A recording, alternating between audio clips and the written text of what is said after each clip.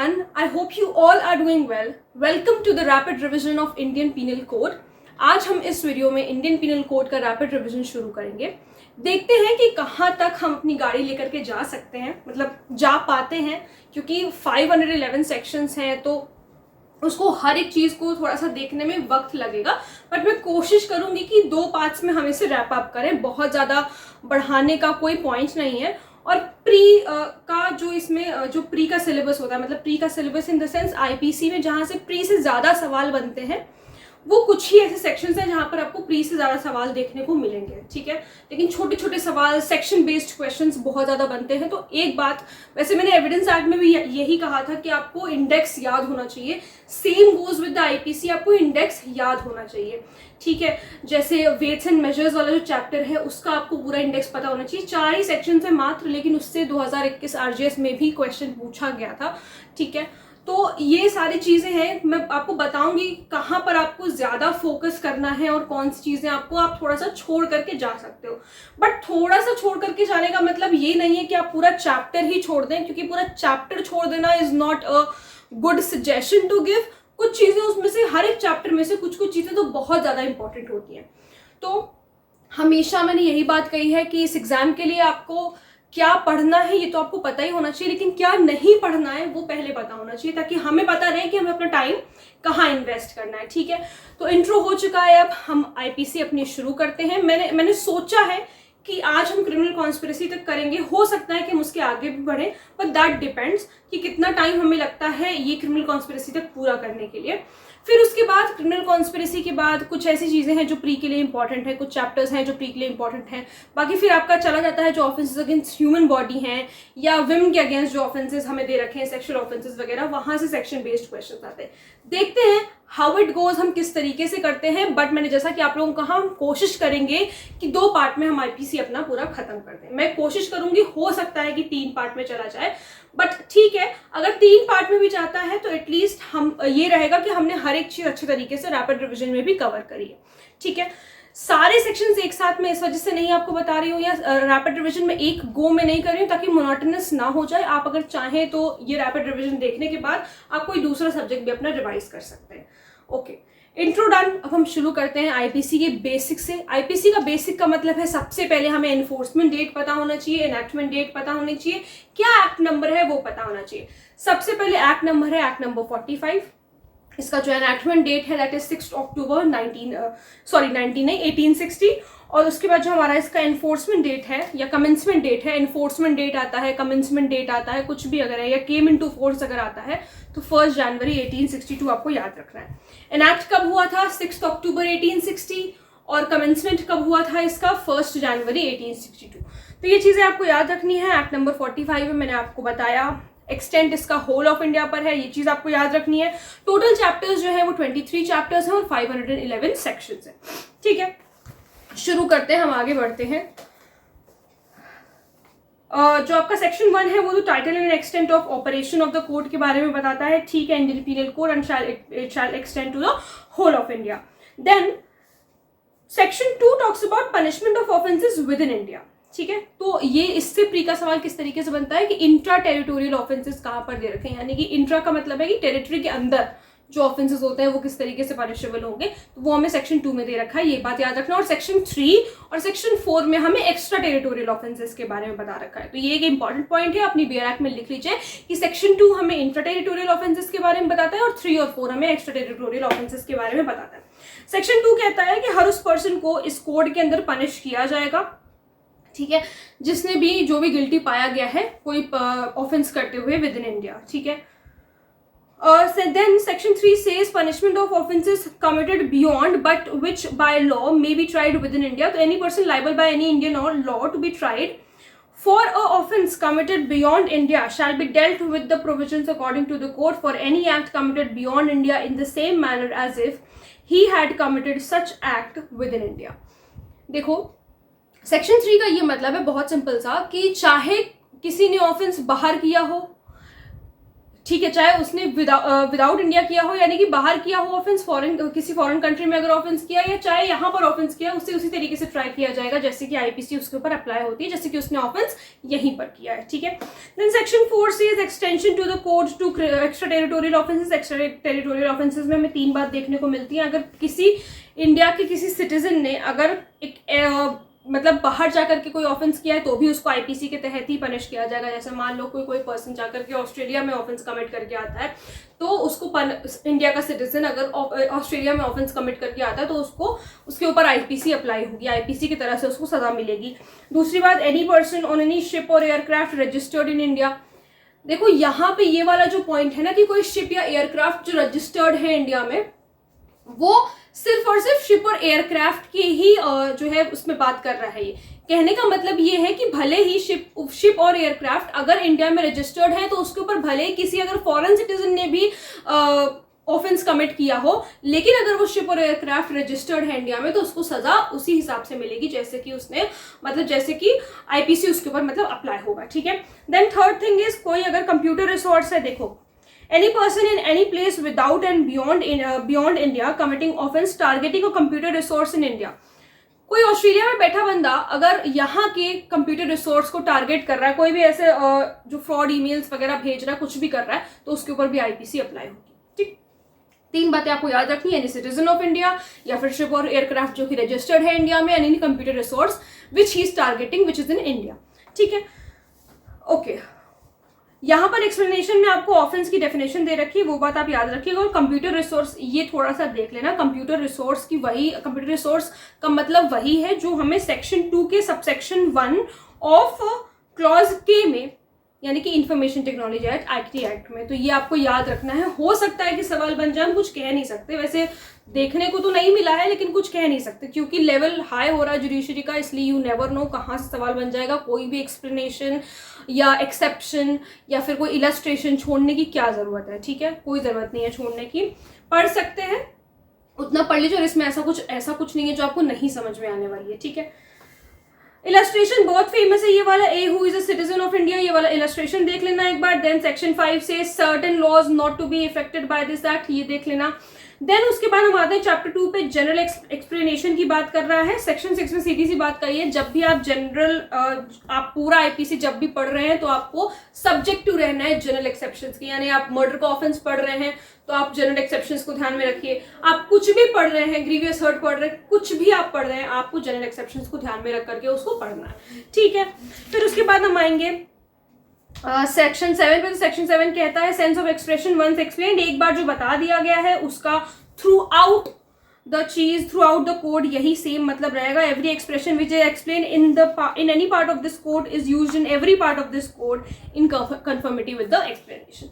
ठीक है, देन 8 में जेंडर की डेफिनेशन दे रखी है, तो ही में जो है उसके डेरिवेटिव्स भी आ जाते हैं, एंड ये दोनों के लिए यूज हो रहा है, मेल और फीमेल के लिए। तो ये क्वेश्चन भी ये मत सोचना कि छोटा सा है इससे क्या ही आएगा, प्री में तो इसी से सवाल बनते हैं भाई, मेंस में आपके बड़े बड़े सवाल बनते हैं, लेकिन प्री में तो यही सारी चीजें पूछी जाती हैं। तो जेंडर में दोनों आ रहा है, मेल फीमेल।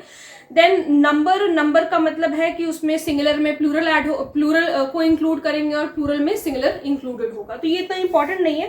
देन मैन और वुमेन की इंपॉर्टेंट हो जाता है, जो male human being of any age and female human being of any age. कुछ भी जहां मैं आपको बता रही हूँ, जो भी चीज मुझे लग रही है कि बहुत ज्यादा इंपॉर्टेंट है और इससे सवाल बनते ही बनते हैं प्रीवियस ईयर पेपर्स को एनालाइज करते हुए, तो वहां आप लोग बस नोट कर लीजिएगा ये चीज इंपॉर्टेंट है। बाकी अब यहाँ पर इस वीडियो में कुछ भी लिखने की जरूरत नहीं है। ठीक है, अगर कोई ऐसा केस सामने आता है जो प्री में पूछा जाता है, अगर वो मैं बोर्ड पे लिख रही हूँ तो आपको बस उतना ही लिखना है। बाकी अगर आप इसको सुन रहे हैं, चाहे आप इस वीडियो को 2x की स्पीड पे सुने, हर एक चीज अच्छी तरीके से कवर होगी। ठीक है, आगे बढ़ते हैं। 11 पर्सन में कह दिया कि कंपनी, ये डेफिनेशन इंपॉर्टेंट है, पूछी जाती है कि पर्सन में कौन कौन लोग इंक्लूड होते हैं, तो कंपनी और एसोसिएशन इंक्लूड है, बॉडी ऑफ पर्सन भले ही वो इनकॉर्पोरेटेड हो या ना हो। देन पब्लिक में the word public includes any class of public और एनी कम्युनिटी। क्वीन, अब लोगों को लगता है कि ये रिपील्ड प्रोविजन है तो इससे क्वेश्चन नहीं आएगा। आरजेएस का 2021 का प्री का पेपर आप उठा करके देखेंगे, क्वीन पूछ लिया था कि कौन से जो है रिपीलिंग एक्ट से, ईयर के कौन से रिपीलिंग एक्ट से इसको रिपील किया गया है, तो ये आपको पता होना चाहिए। ठीक है, क्यों इंपॉर्टेंट है, क्योंकि रिपीलिंग प्रोविजंस कुछ पूछ ले जाते हैं। अब जैसे 2021 आरजेएस के बच्चों के साथ खेल हो गया, क्वीन की डेफिनेशन पूछ ली कि कौन से ईयर से रिपील किया गया है। तो कुछ चीजें जो है पता होनी चाहिए, ये इंपॉर्टेंट है क्योंकि प्रीवियस ईयर में आया है तो आपको याद करना पड़ेगा। ठीक है, 1950 है ये। देन सर्वेंट ऑफ गवर्नमेंट छोड़ दो, इतना इंपॉर्टेंट नहीं है। अब जब हम क्वीन का एक बार ले चुके हैं तो 15-16 भी देख लेना। ब्रिटिश ऑफ इंडिया और गवर्नमेंट ऑफ इंडिया दोनों ही 1937 से है, तो क्वीन आपका 1950 हो गया और ये दोनों आपका 1937 हो गया।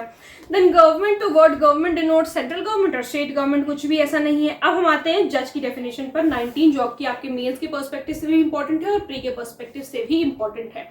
इंडिया पूछा नहीं जाता, नॉट नेसेसरी। इसमें जो है अगर आपके पास नई बेयर एक्ट है तो आई गेस उसमें इंक्लूडिंग लिखा होगा the state of Jammu and Kashmir, लेकिन मेरे पास जो है वो 2022 की है और इसमें तभी भी एक्सक्लूडिंग ही लिखा हुआ है। ओके ठीक है, कोई बात नहीं। अब इसमें इंक्लूडिंग एक्सक्लूडिंग लिखा हुआ है तो उसमें कुछ कर नहीं सकते, बट अभी हम लोग को पता है कि that is including Jammu and Kashmir. Then 19 में जज की डेफिनेशन, जैसा कि मैंने आप लोग को बताया, तो जज एक ऐसा पर्सन है जो कि डिनोट कर रहा है, जिसको हम कहते हैं officially he is designated as a जज और he is capable of giving a definitive judgment. ठीक है, कोई ऐसा पर्सन जो कि केपेबल है एक डेफिनेटिव जजमेंट, डेफिनेटिव का मतलब एक फाइनल जजमेंट देने के लिए। ठीक है, और a judgment which if not appealed against would be definitive, और एक ऐसा जजमेंट जिसके अगेंस्ट अगर अपील नहीं करी जाएगी तो वो भी डेफिनेटिव होगा। और a judgment if confirmed by some other authority would be definitive, और अगर वो किसी और अदर अथॉरिटीज अगर कंफर्म होता है तो वो भी जो है डेफिनेटिव जजमेंट होगा। फिर डेफिनेटिव का मतलब मैंने आपको बताया फाइनल होता है। फिर उसके बाद बॉडी ऑफ जजेस के बारे में बात करी गई है, तो वही सेम चीज है। ठीक है, जैसे बॉडी ऑफ जजेस में आप पंचायत हो गई या जो बेंच होती है जजेस की, वो करेक्टिव डिसीजन देते हैं, इस वजह से हम बॉडी ऑफ जजेस को भी इसी में इंक्लूड कर रहे हैं। अब इसकी जो इलस्ट्रेशन है छोड़ के मत जाइएगा, बहुत इंपॉर्टेंट है। ठीक है, आपके बीएनएस में तो शायद एक ही जो है इलस्ट्रेशन बचा हुआ है, मजिस्ट्रेट वाला बी वाला इलस्ट्रेशन, बाकी और कोई इलस्ट्रेशन इसमें दे नहीं रखा है I guess, if I am not wrong. इसमें जो डी वाला इलस्ट्रेशन है वो आपके लिए इंपॉर्टेंट है। देखो एक बार पढ़ लो डी वाला illustration. Magistrate exercising jurisdiction in respect of a charge on which he has power only to commit for trial to another court is not a जज। अब आप कहोगे कि मैम मैजिस्ट्रेट तो जज होता है, तो इसमें जज क्यों नहीं बताया गया? देखो उसमें ध्यान से देखो, उसमें लिखा हुआ है कि वो कमिट कर रहे हैं ट्रायल, और जज की डेफिनेशन हम लोगों ने क्या पढ़ी कि वो जजमेंट देंगे, एक डेफिनेटिव जजमेंट देने की जिसके पास अथॉरिटी है वो जज है। तो क्योंकि यहाँ पर मजिस्ट्रेट का फंक्शन क्या है, यहाँ पर मजिस्ट्रेट ने केस कमिट कर दिया है किसी दूसरे को, तो उन्होंने जजमेंट तो दिया नहीं, तो वो जज कैसे हुए? इसलिए यहाँ पर कह रहे हैं ही इज नॉट अ जज। तो ये इलस्ट्रेशन इंपॉर्टेंट है क्योंकि इसमें कॉन्ट्री बात कही गई है, इस वजह से ध्यान रख लेना। ठीक है, पता चला यही इलस्ट्रेशन आ गया, उसमें आप यस लगाकर आ गए कि ही इज अ जज मजिस्ट्रेट देखकर, ये खुश मत होना। ठीक है, पूरा क्वेश्चन पहले पढ़ लेना कि क्या दिया हुआ है। इलस्ट्रेशन बी भी एक बार आप लोग पढ़ लीजिएगा क्योंकि उसमें इज अ जज दिया हुआ है। Then court of justice, the word court of justice वही चीज, अ जज who is empowered by law to act judicially alone, और a body of judges मतलब चाहे सिंगल बेंच हो चाहे डिवीजन बेंच हो, उससे कोई फर्क नहीं पड़ता, वो कोर्ट ऑफ जस्टिस ही होंगे। कोर्ट कौन होता है? कोर्ट जज होते हैं, कोर्ट को ही जज बोला जाता है। मतलब कल को जब आप जजेस बनेंगे तो आपको ही कोर्ट बोला जाएगा, समझ में आ रहा है? तो इसे यहाँ पर लिखा है कि the words court of justice denote a जज। जो कोर्ट ऑफ जस्टिस है, जो कोर्ट है, ये डिनोट किसको कर रहा है? जज को ही डिनोट कर रहा है। ठीक है, देन ठीक है, पब्लिक सर्वेंट की डेफिनेशन तो जैसी है वो आपको याद करनी पड़ेगी, आप लोगों को पता है, मैं एक बार बोल दे रही हूँ। ठीक है, every commissioned officer in the military, naval और एयर फोर्सेज, एवरी जज, ठीक है, जो कि एवरी जज who can give adjudicatory functions, तो वो जज भी पब्लिक सर्वेंट की श्रेणी में आते हैं। Every officer of court of justice including liquidator, receiver और कमिश्नर, एवरी ज्यूरीमैन, असेसर और member of a panchayat, every arbitrator, वो भी। Then every person who holds any office empowered to play, तो देख लेना एक बार, अब मैं ज़्यादा बोल नहीं रही हूँ। इसमें एक चीज़ इंपॉर्टेंट जो आपको मार्क करना बहुत ज़्यादा ज़रूरी है वो ये कि राजस्थान वालों सुन लो, आपके बेयर एक्ट में एक स्टेट अमेंडमेंट दिया हुआ है जो कि राजस्थान से रिलेटेड है। अगर किसी और स्टेट में ये पूछा जाए कि examiner of university is a public servant और नॉट, अगर राजस्थान के अलावा अगर किसी और स्टेट में ये चीज़ पूछी जा रही है तो answer is no, he is not a public servant. But क्योंकि राजस्थान के स्टेट में ये अमेंडमेंट हो चुका है तो वहां पर examiner of university is a public servant. State amendment आप लोग पढ़ेंगे तो उसमें दे रखा है इन्होंने नीचे जो है 12th के बाद 13th क्लॉज को ऐड किया है। ठीक है, पढ़ लीजिएगा, ये चीज़ इंपॉर्टेंट है राजस्थान वालों के लिए। जिस स्टेट का जो अमेंडमेंट है वो आपको पढ़ना पड़ेगा। आपके जैसे अगर आप मध्य प्रदेश में कोई अमेंडमेंट हुआ, महाराष्ट्र में कोई अमेंडमेंट हुआ, तो वो आपके स्पेसिफिकली आप उस स्टेट को अगर टारगेट कर रहे हैं तो वो चीज़ आपके लिए इंपॉर्टेंट है, वो छोड़ के मत जाएगा वहां से, क्योंकि क्वेश्चन बनने के पूरे चांसेस है। तो राजस्थान में वही क्वेश्चन सही होगा, वही आंसर जो है सही होगा, और मध्य प्रदेश में वही आंसर गलत हो जाएगा। तो इस वजह से थोड़ा सा ध्यान रखना। देन मूवेबल प्रॉपर्टी, तो मूवेबल प्रॉपर्टी हम सबको पता है इंक्लूड करती है कॉर्पोरियल प्रॉपर्टी को except land and things attached to the earth और permanently fastened to anything which is attached to the earth. 23 में हमें रॉन्गफुल गेन और रॉन्गफुल लॉस के बारे में बताया हुआ है। ये मैंने आप लोगों को कई बार बताया कि रॉन्गफुल गेन और रॉन्गफुल लॉस क्या होता है। रॉन्गफुल गेन का मतलब ये है कि जब किसी पर्सन को रॉन्गफुली कोई चीज गेन हो रही है, ही is not legally entitled for that gain. For example कि देखो ये x है, ये y है। मान लो कि यहाँ पर एक ज्वेलरी का पीस पड़ा है, बड़ी बेकार ज्वेलरी है, लेकिन छोड़ो, ठीक है, ये x के घर पे एक ज्वेलरी का पीस पड़ा हुआ है। अब यहाँ पर y ने क्या किया, y जो है इसकी ये ज्वेलरी का पीस उठा करके ये अपने पास लेके चला गया। तो अब मैं यहाँ ज्वेलरी का पीस बना दूं, यहाँ से हट गई ज्वेलरी इसके पास से, ठीक है। ज्वेलरी लेकिन थी किसकी, x की ज्वेलरी थी। रॉन्गफुल गेन किसको हुआ, y को हुआ। क्यों हो रहा है उसको रॉन्गफुल गेन, क्या ये y एंटाइटल्ड था, लीगली एंटाइटल्ड था उस ज्वेलरी पीस के लिए, नहीं था एंटाइटल्ड, वो उठा करके ले आया, तो इसने खुद को रॉन्गफुल गेन कॉज किया है। और रॉन्गफुल लॉस x को कॉज हुआ है because he was legally entitled for that jewellery, तो इसको रॉन्गफुल लॉस हुआ है। तो यही होता है रॉन्गफुल गेन और रॉन्गफुल लॉस। समझ में आ गया होगा, इसमें कुछ ऐसा वो नहीं है जो नहीं समझ में आने वाला है। याद कर लेना डेफिनेशन, क्योंकि इंपॉर्टेंट है, और वो तो मेंस के लिए इंपॉर्टेंट है ही, याद करना पड़ेगा डेफिनेशन को, लेकिन जो है इसका आपका क्या बोलते हैं, सेक्शन बेस्ड जो क्वेश्चन आते हैं वो आते हैं। अब इसमें एक और कॉन्सेप्ट है gaining wrongfully and losing wrongfully. ये भी कंफ्यूज करता है, इसमें से कुछ है नहीं कंफ्यूज होने वाला, वही बात कही गई है, लेकिन थोड़ी सी एक चीज और ऐड कर दी गई है जिसमें लोग कंफ्यूज हो जाते हैं। देखो क्या है, a person is said to gain wrongfully when such person retains wrongfully. ये पर्सन अगर रॉन्गफुली इस पर्टिकुलर ज्वेलरी पीस को रिटेन किया हुआ है, रिटेन का क्या मतलब होता है हिंदी में, अपने पास उसने रख ली है, रिटेन कर लिया अपने पास, तो हम कहेंगे कि उसने गेनिंग रॉन्गफुली उसको हुआ है, ठीक है। As well as when such person acquires wrongfully, acquires wrongfully उसने उठा लिया, भाई जब उसने एक्स के पास से ज्वेलरी उठा ली तो उसने रॉन्गफुली उसको एक्वायर कर लिया, ठीक है। जब उसने उठा करके अपने पास रख ली, लेके घर चला गया, तो उसने रिटेन कर ली, ठीक। ये तो बात हो गई गेनिंग रॉन्गफुली की। अब लूजिंग रॉन्गफुली क्या है, person is said to lose wrongfully when such person is wrongfully kept out of any property. अब ये जब घर लेकर के उसको नहीं, घर लेकर के नहीं, जैसे मान लो कि इसने ये ज्वेलरी पीस उठाया, उतने में मान लो एक्स आ गया, तो इसने कहीं पर छुपा दिया, मान लो कि जैसे हो सकता है सोफे के नीचे डाल दिया या कहीं पर भी डाल दिया, ऐसी जगह छुपा दिया जहां पे एक्स को नहीं देखने को मिल रहा है, तो इसने उसको अपनी प्रॉपर्टी से, एक्स की प्रॉपर्टी से, उसकी खुद की प्रॉपर्टी से केप्ट आउट किया है, दूर रखा है, तो हम उसे कहेंगे कि यहाँ पर लूजिंग रॉन्गफुली एक्स के पार्ट पे हुआ है, ठीक है।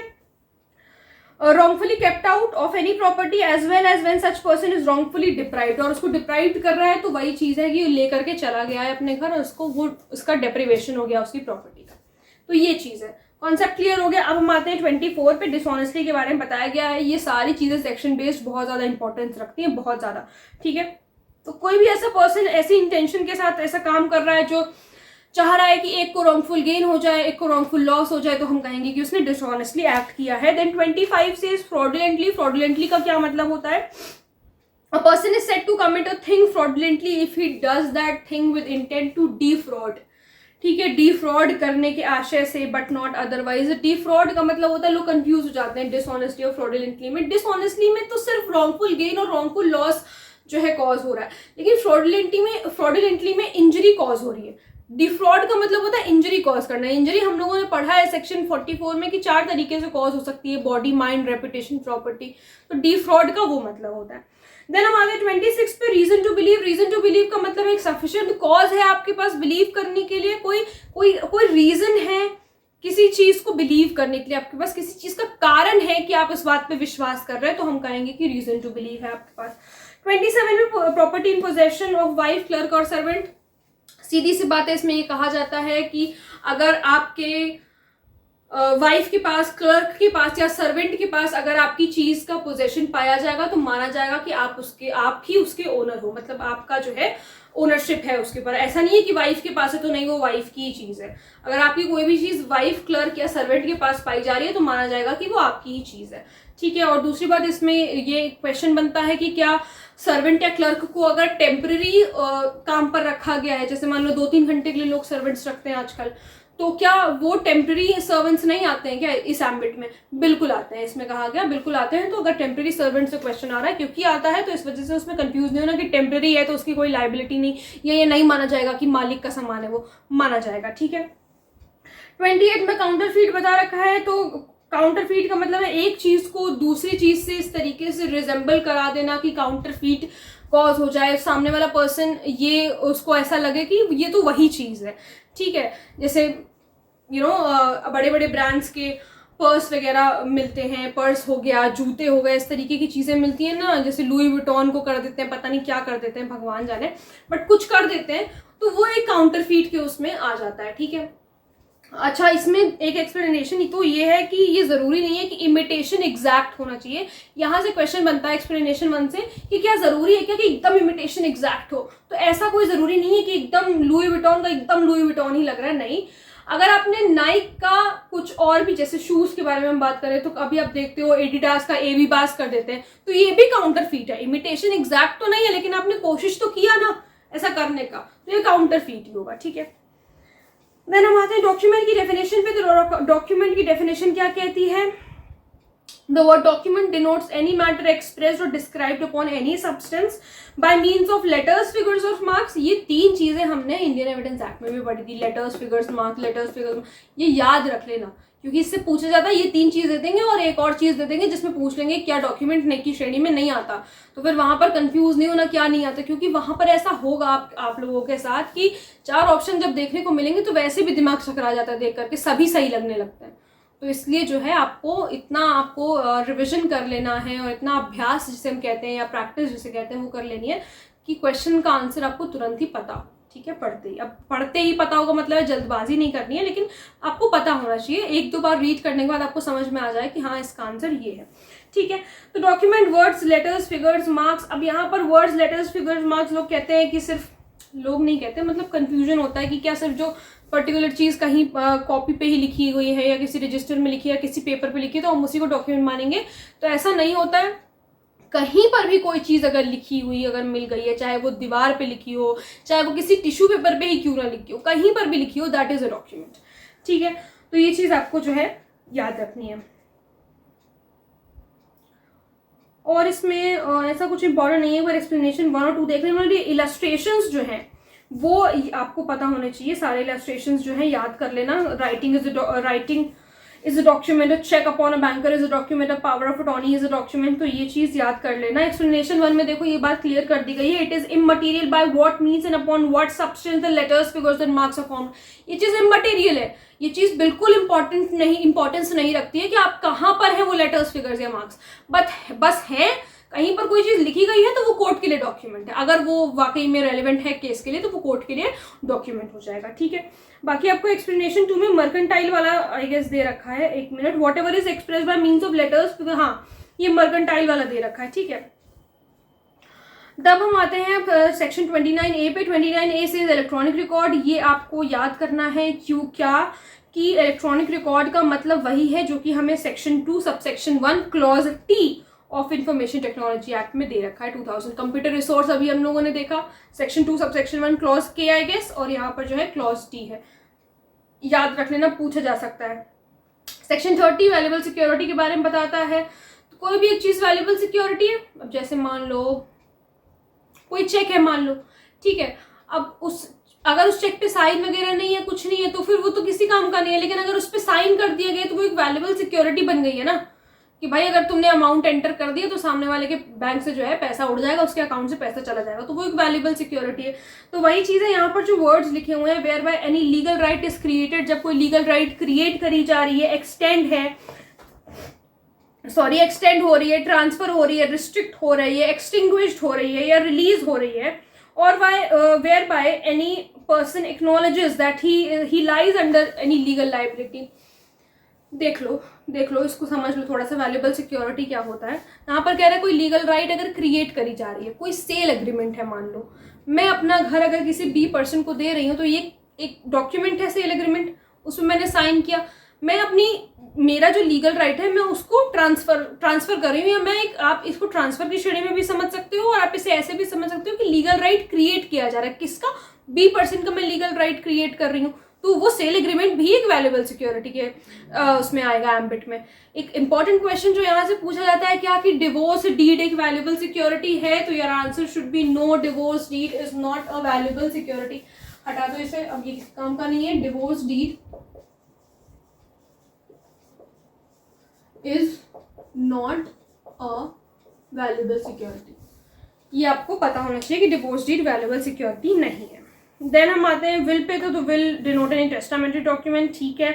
32 में word referring to act includes illegal omissions in every part of the code except where contrary intention appears. Words में जो है एक्ट, मतलब जहाँ पर वो एक्ट लिखा हुआ है वहाँ पर इलीगल ओमिशन भी इंक्लूडेड होगा, ये हम मान के चलेंगे। एक्ट और ओमिशन के बारे में क्या बताया गया? 33 में कहा गया कि the word act denotes as well as a series of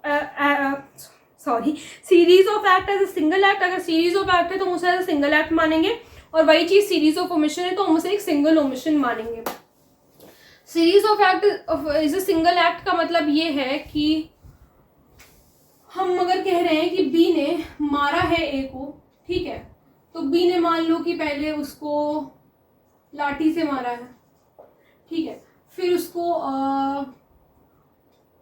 उसने क्या बताऊं, मान लो कि उसने उसको हाथ से भी मारा, ठीक है, फिर उसके बाद उसने उसको किसी डंडे से भी मारा है। लाठी डंडा एक ही होता है क्या, पता नहीं, मतलब समझ जाओ, अलग अलग ऑब्जेक्ट से उसने मारा है, ठीक है उसको।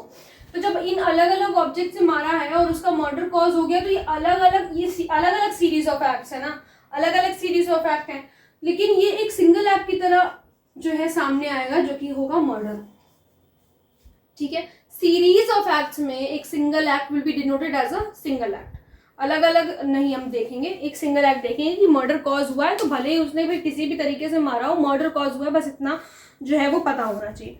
अब आते हैं 34 पे, the star of IPC. 34 talks about doctrine of joint liability. Barendra Kumar Ghosh versus emperor, कई बार ये केस पूछा गया है, एम्पल ऑफ टाइम्स, कि लैंडमार्क जजमेंट कौन सा है सेक्शन 34 से। So act done by several persons in furtherance of common intention. एक से ज्यादा दो एटलीस्ट 2 पर्सन अगर मिल करके, सेवरल पर्सन, देखो यहाँ पर जो है सेवरल पर्सन का मतलब एटलीस्ट 2 पर्सन अगर मिल करके कुछ एक्ट कमिट कर रहे हैं इन फर्दरेंस ऑफ कॉमन इंटेंशन, तो मतलब इसको बेसिकली कॉमन इंटेंशन कहा जाता है। और एक चीज ये बात याद रख लो, that this is a rule of evidence, ठीक है, ये रूल ऑफ एविडेंस है, ये कोई कई सारी बातें इसमें पूछी जाती हैं, ये एक रूल ऑफ एविडेंस है, ये कोई सब्सटैंटिव ऑफेंस क्रिएट नहीं कर रहा। क्या कोई सब्सटैंटिव ऑफेंस दिख रहा है? यहाँ पर सिर्फ बताया जा रहा है कि ऐसा होगा, कोई पनिशमेंट दे रखी है क्या? यहाँ पर कोई पनिशमेंट नहीं दे रखी है, बस हम ये कह रहे हैं कि अगर 4 लोग मिल करके किसी बंदे का मर्डर कर रहे हैं, तो चलो इसको भी समझ लेते हैं। ये एक्स है, वाई है, जेड है, ये पी है। ये पी बंदा जो है ये बाहर गेट पर खड़ा हुआ है, ठीक है, मान लो यहाँ पर ये गेट पर खड़ा हुआ है, और जेड पर्सन मान लो गाड़ी में बैठा हुआ है, गाड़ी तो ऐसे ही समझ लो मेरी तुम, ठीक है, ये गाड़ी में बैठा हुआ है। अब ये एक्स और वाई गए किसी ए को मारने के लिए, इसको मारने के लिए ये लोग गए, अंदर गए उसको मारने के लिए। ये जेड बाहर खड़ा हुआ है, ये पी गेट पे खड़ा हुआ है, हाँ गेट पे खड़ा हुआ है, देखने के लिए कोई आ तो नहीं रहा, ठीक है। तो यहाँ पर ये केस क्या होता है ना, लाइबिलिटी कैसे बनती है, जो हम कहेंगे कि लाइबिलिटी कैसे बनेगी। इन दोनों ने इसको मान लो, एक ने शूट किया और एक ने जो है इसको गंदी तरीके से मारा है, ठीक है, बहुत गंदी तरीके से मारा, और एक ने जो है शूट कर दिया। तो ये दोनों पर्सन जो है एक्स और वाई जो है ये 302 के अंदर चले जाएंगे, ये दोनों तो 302 के अंदर चले जाएंगे आईपीसी, ठीक है, मर्डर के लिए। लेकिन इन दोनों का क्या, इन दोनों को कोई सजा नहीं मिलेगी क्या? बिल्कुल मिलेगी सजा। क्यों? क्योंकि कॉमन इंटेंशन था ना, तुमने ये जो मर्डर का एक्ट किया है, ये जो तुमने मर्डर का ऑफेंस किया है, this is in furtherance of a common intention. तो जेड को और पी को क्या सजा मिलेगी? जेड को और पी को भी 302 की ही सजा मिलेगी, which will be read with section 34 IPC. Red with section 34 IPC, मतलब ये इनके ऊपर ये वाला चार्ज लगेगा। रेड विथ सेक्शन 34 हम क्यों कह रहे हैं, क्योंकि मारा तो इन लोगों ने नहीं है, लेकिन खड़े तो हुए थे, पूरा सहयोग तो दिया कि हाँ भाई चल हम मारेंगे उसको चल करके, तो पूरा सहयोग इन लोगों ने दिया, इसलिए लगेगा इनके ऊपर भी 302 की धारा, लेकिन उसको रेड किया जाएगा विद सेक्शन 34 और ये इन दोनों पे 302 आईपीसी का जो है ऑफेंस लगेगा।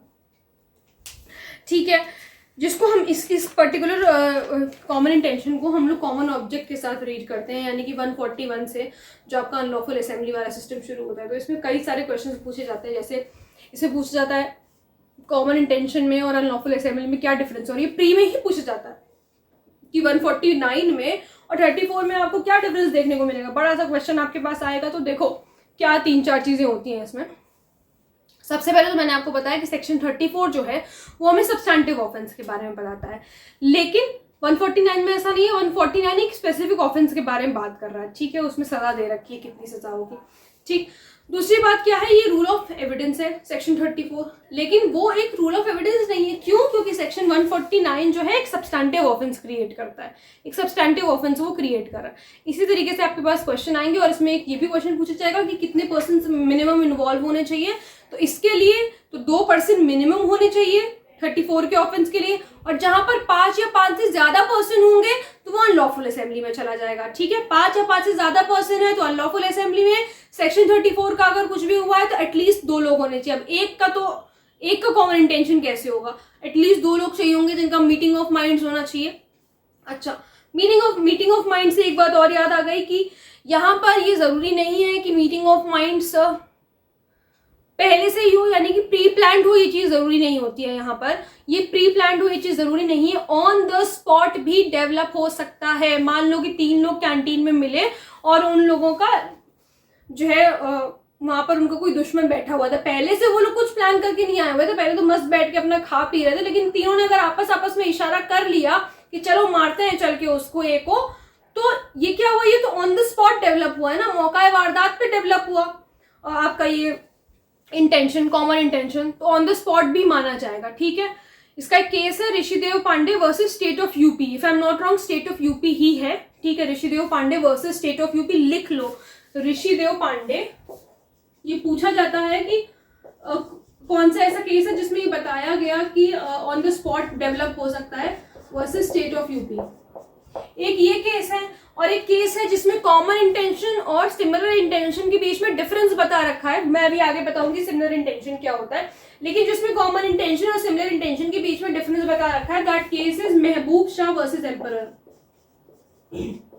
महबूब शाह वर्सेस एम्परर, इसमें क्या बता रखा है, difference between common intention and similar intention. ये भी हम आगे पढ़ेंगे सिमिलर इंटेंशन क्या होता है, लेकिन इसमें डिफरेंस बता रखा है तो ये पूछा जाता है, ये आप लोग याद रखिएगा।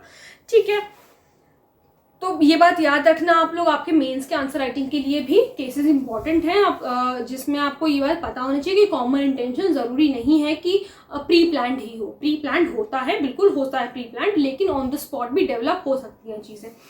वीरेंद्र कुमार घोष के केस में क्या जो है हेल्ड हुआ था, ये भी आपको पता होना चाहिए। ठीक है, तो ये हो गया। अब हमारे पास है सेक्शन 34 के बाद हम आगे बढ़ते हैं सेक्शन 35 पे। सेक्शन 35 ही हमें जो है बताता है, एक और केस है, लिख लो, Ram Naresh versus state of UP. Ram Naresh versus state of UP, ये सब केस है, लैंडमार्क केसेस हैं जो कि पूछे ही जाते हैं, इसमें आप कुछ कर नहीं सकते हो, पूछे ही जाएंगे ये। Ram Naresh versus state of UP में भी वही सेम चीज कही कि prior meeting of minds mandatory नहीं है सेक्शन 34 को ट्रिगर करने के लिए। कॉमन इंटेंशन जो है can form even during the commission of offence, जब ऑफेंस कमिट हो रहा है तो उस वक्त भी जो है आपका कॉमन इंटेंशन फॉर्म कर सकता है। ठीक है, ये चीज इस केस में, सुप्रीम कोर्ट के केस में कही गई, और ये अभी रिसेंट केस है 2023 का।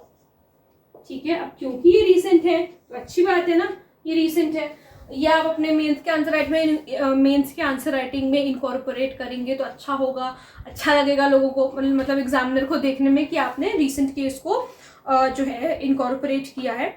इसमें मैं लिख देती हूँ कि इसमें क्या हेल्ड हुआ था, common intention can form during the commission, ये कमीशन है, ठीक है, कमीशन ऑफ इन ऑफेंस। ठीक है, ये चीज इसमें हेल्ड हुई।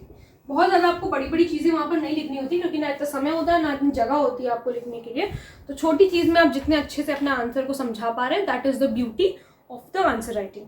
ठीक है, सेक्शन 35 देखो क्या कह रहा है। सेक्शन 35 कह रहा है when such an act is criminal by reason of its being done with criminal knowledge और इंटेंशन। कह रहा है कि देखो, पहले हम ऐसे इसको समझते हैं, इसमें ऐसा कुछ वो नहीं है, बहुत ज़्यादा नहीं पूछा जाता, यही इस केस से ही जो है इसका रेलेवेंस ज़्यादा बन जाता है, क्योंकि इसमें ऐसे पूछ लिया जाता है। बाकी हाँ, हो सकता है सेक्शन बेस्ड पूछ लिया जाए। बेसिकली यहाँ पर क्या होता है सिमिलर इंटेंशन में, सिमिलर इंटेंशन में ये है कि मान लो कि ए और बी है, ठीक है, ए है और बी है, ये दोनों एक दूसरे को जानते नहीं है। ये किसी इस पर्सन को, जो कि सी पर्सन है, इसको ये मारना चाहते हैं। ठीक, अब एक पिस्टल लेके आया उसको मारने के लिए, और एक बाई चांस कोई लाठी वगैरह लेकर के आया उसको मारने के लिए, कि मार मार के आज उसके प्राण निकाल देगा ये। ठीक है, ये दोनों एक दूसरे को जानते नहीं है, लेकिन हम सिमिलर इंटेंशन क्यों कह रहे हैं? हम कॉमन इंटेंशन, देखो हम कॉमन इंटेंशन तब कह रहे थे जब दो लोगों का, जब ये चार लोगों का प्री मीटिंग ऑफ माइंड्स था, ये चार लोग आपस में एक दूसरे को जानते हैं। लेकिन अब जब ये दोनों एक दूसरे को जानते नहीं है, तो क्या हम सेक्शन 34 लगा देंगे इस पे? नहीं, तब हम सेक्शन 35 से बात करते हैं, सेक्शन 35 से रिलेट करते हैं उसको, और कहते हैं कि इंटेंशन सिमिलर था दोनों का। ठीक है, इंटेंशन सिमिलर था, भले ही दोनों एक दूसरे को नहीं जानते हैं, लेकिन मारना तो इसी पर्सन को चाह रहे थे ना। अब देखो, अब बेयर लैंग्वेज समझ में आएगी। लिखा हुआ है कि whenever an act which is criminal only by reason of its being done with a criminal knowledge is done by several person, each of such persons who join in the such act, जो भी person join कर रहा है ऐसे act में with such knowledge or intention for the act in the same manner as if it is done by him as alone with that knowledge or intention। ठीक है, तो इसमें जो है,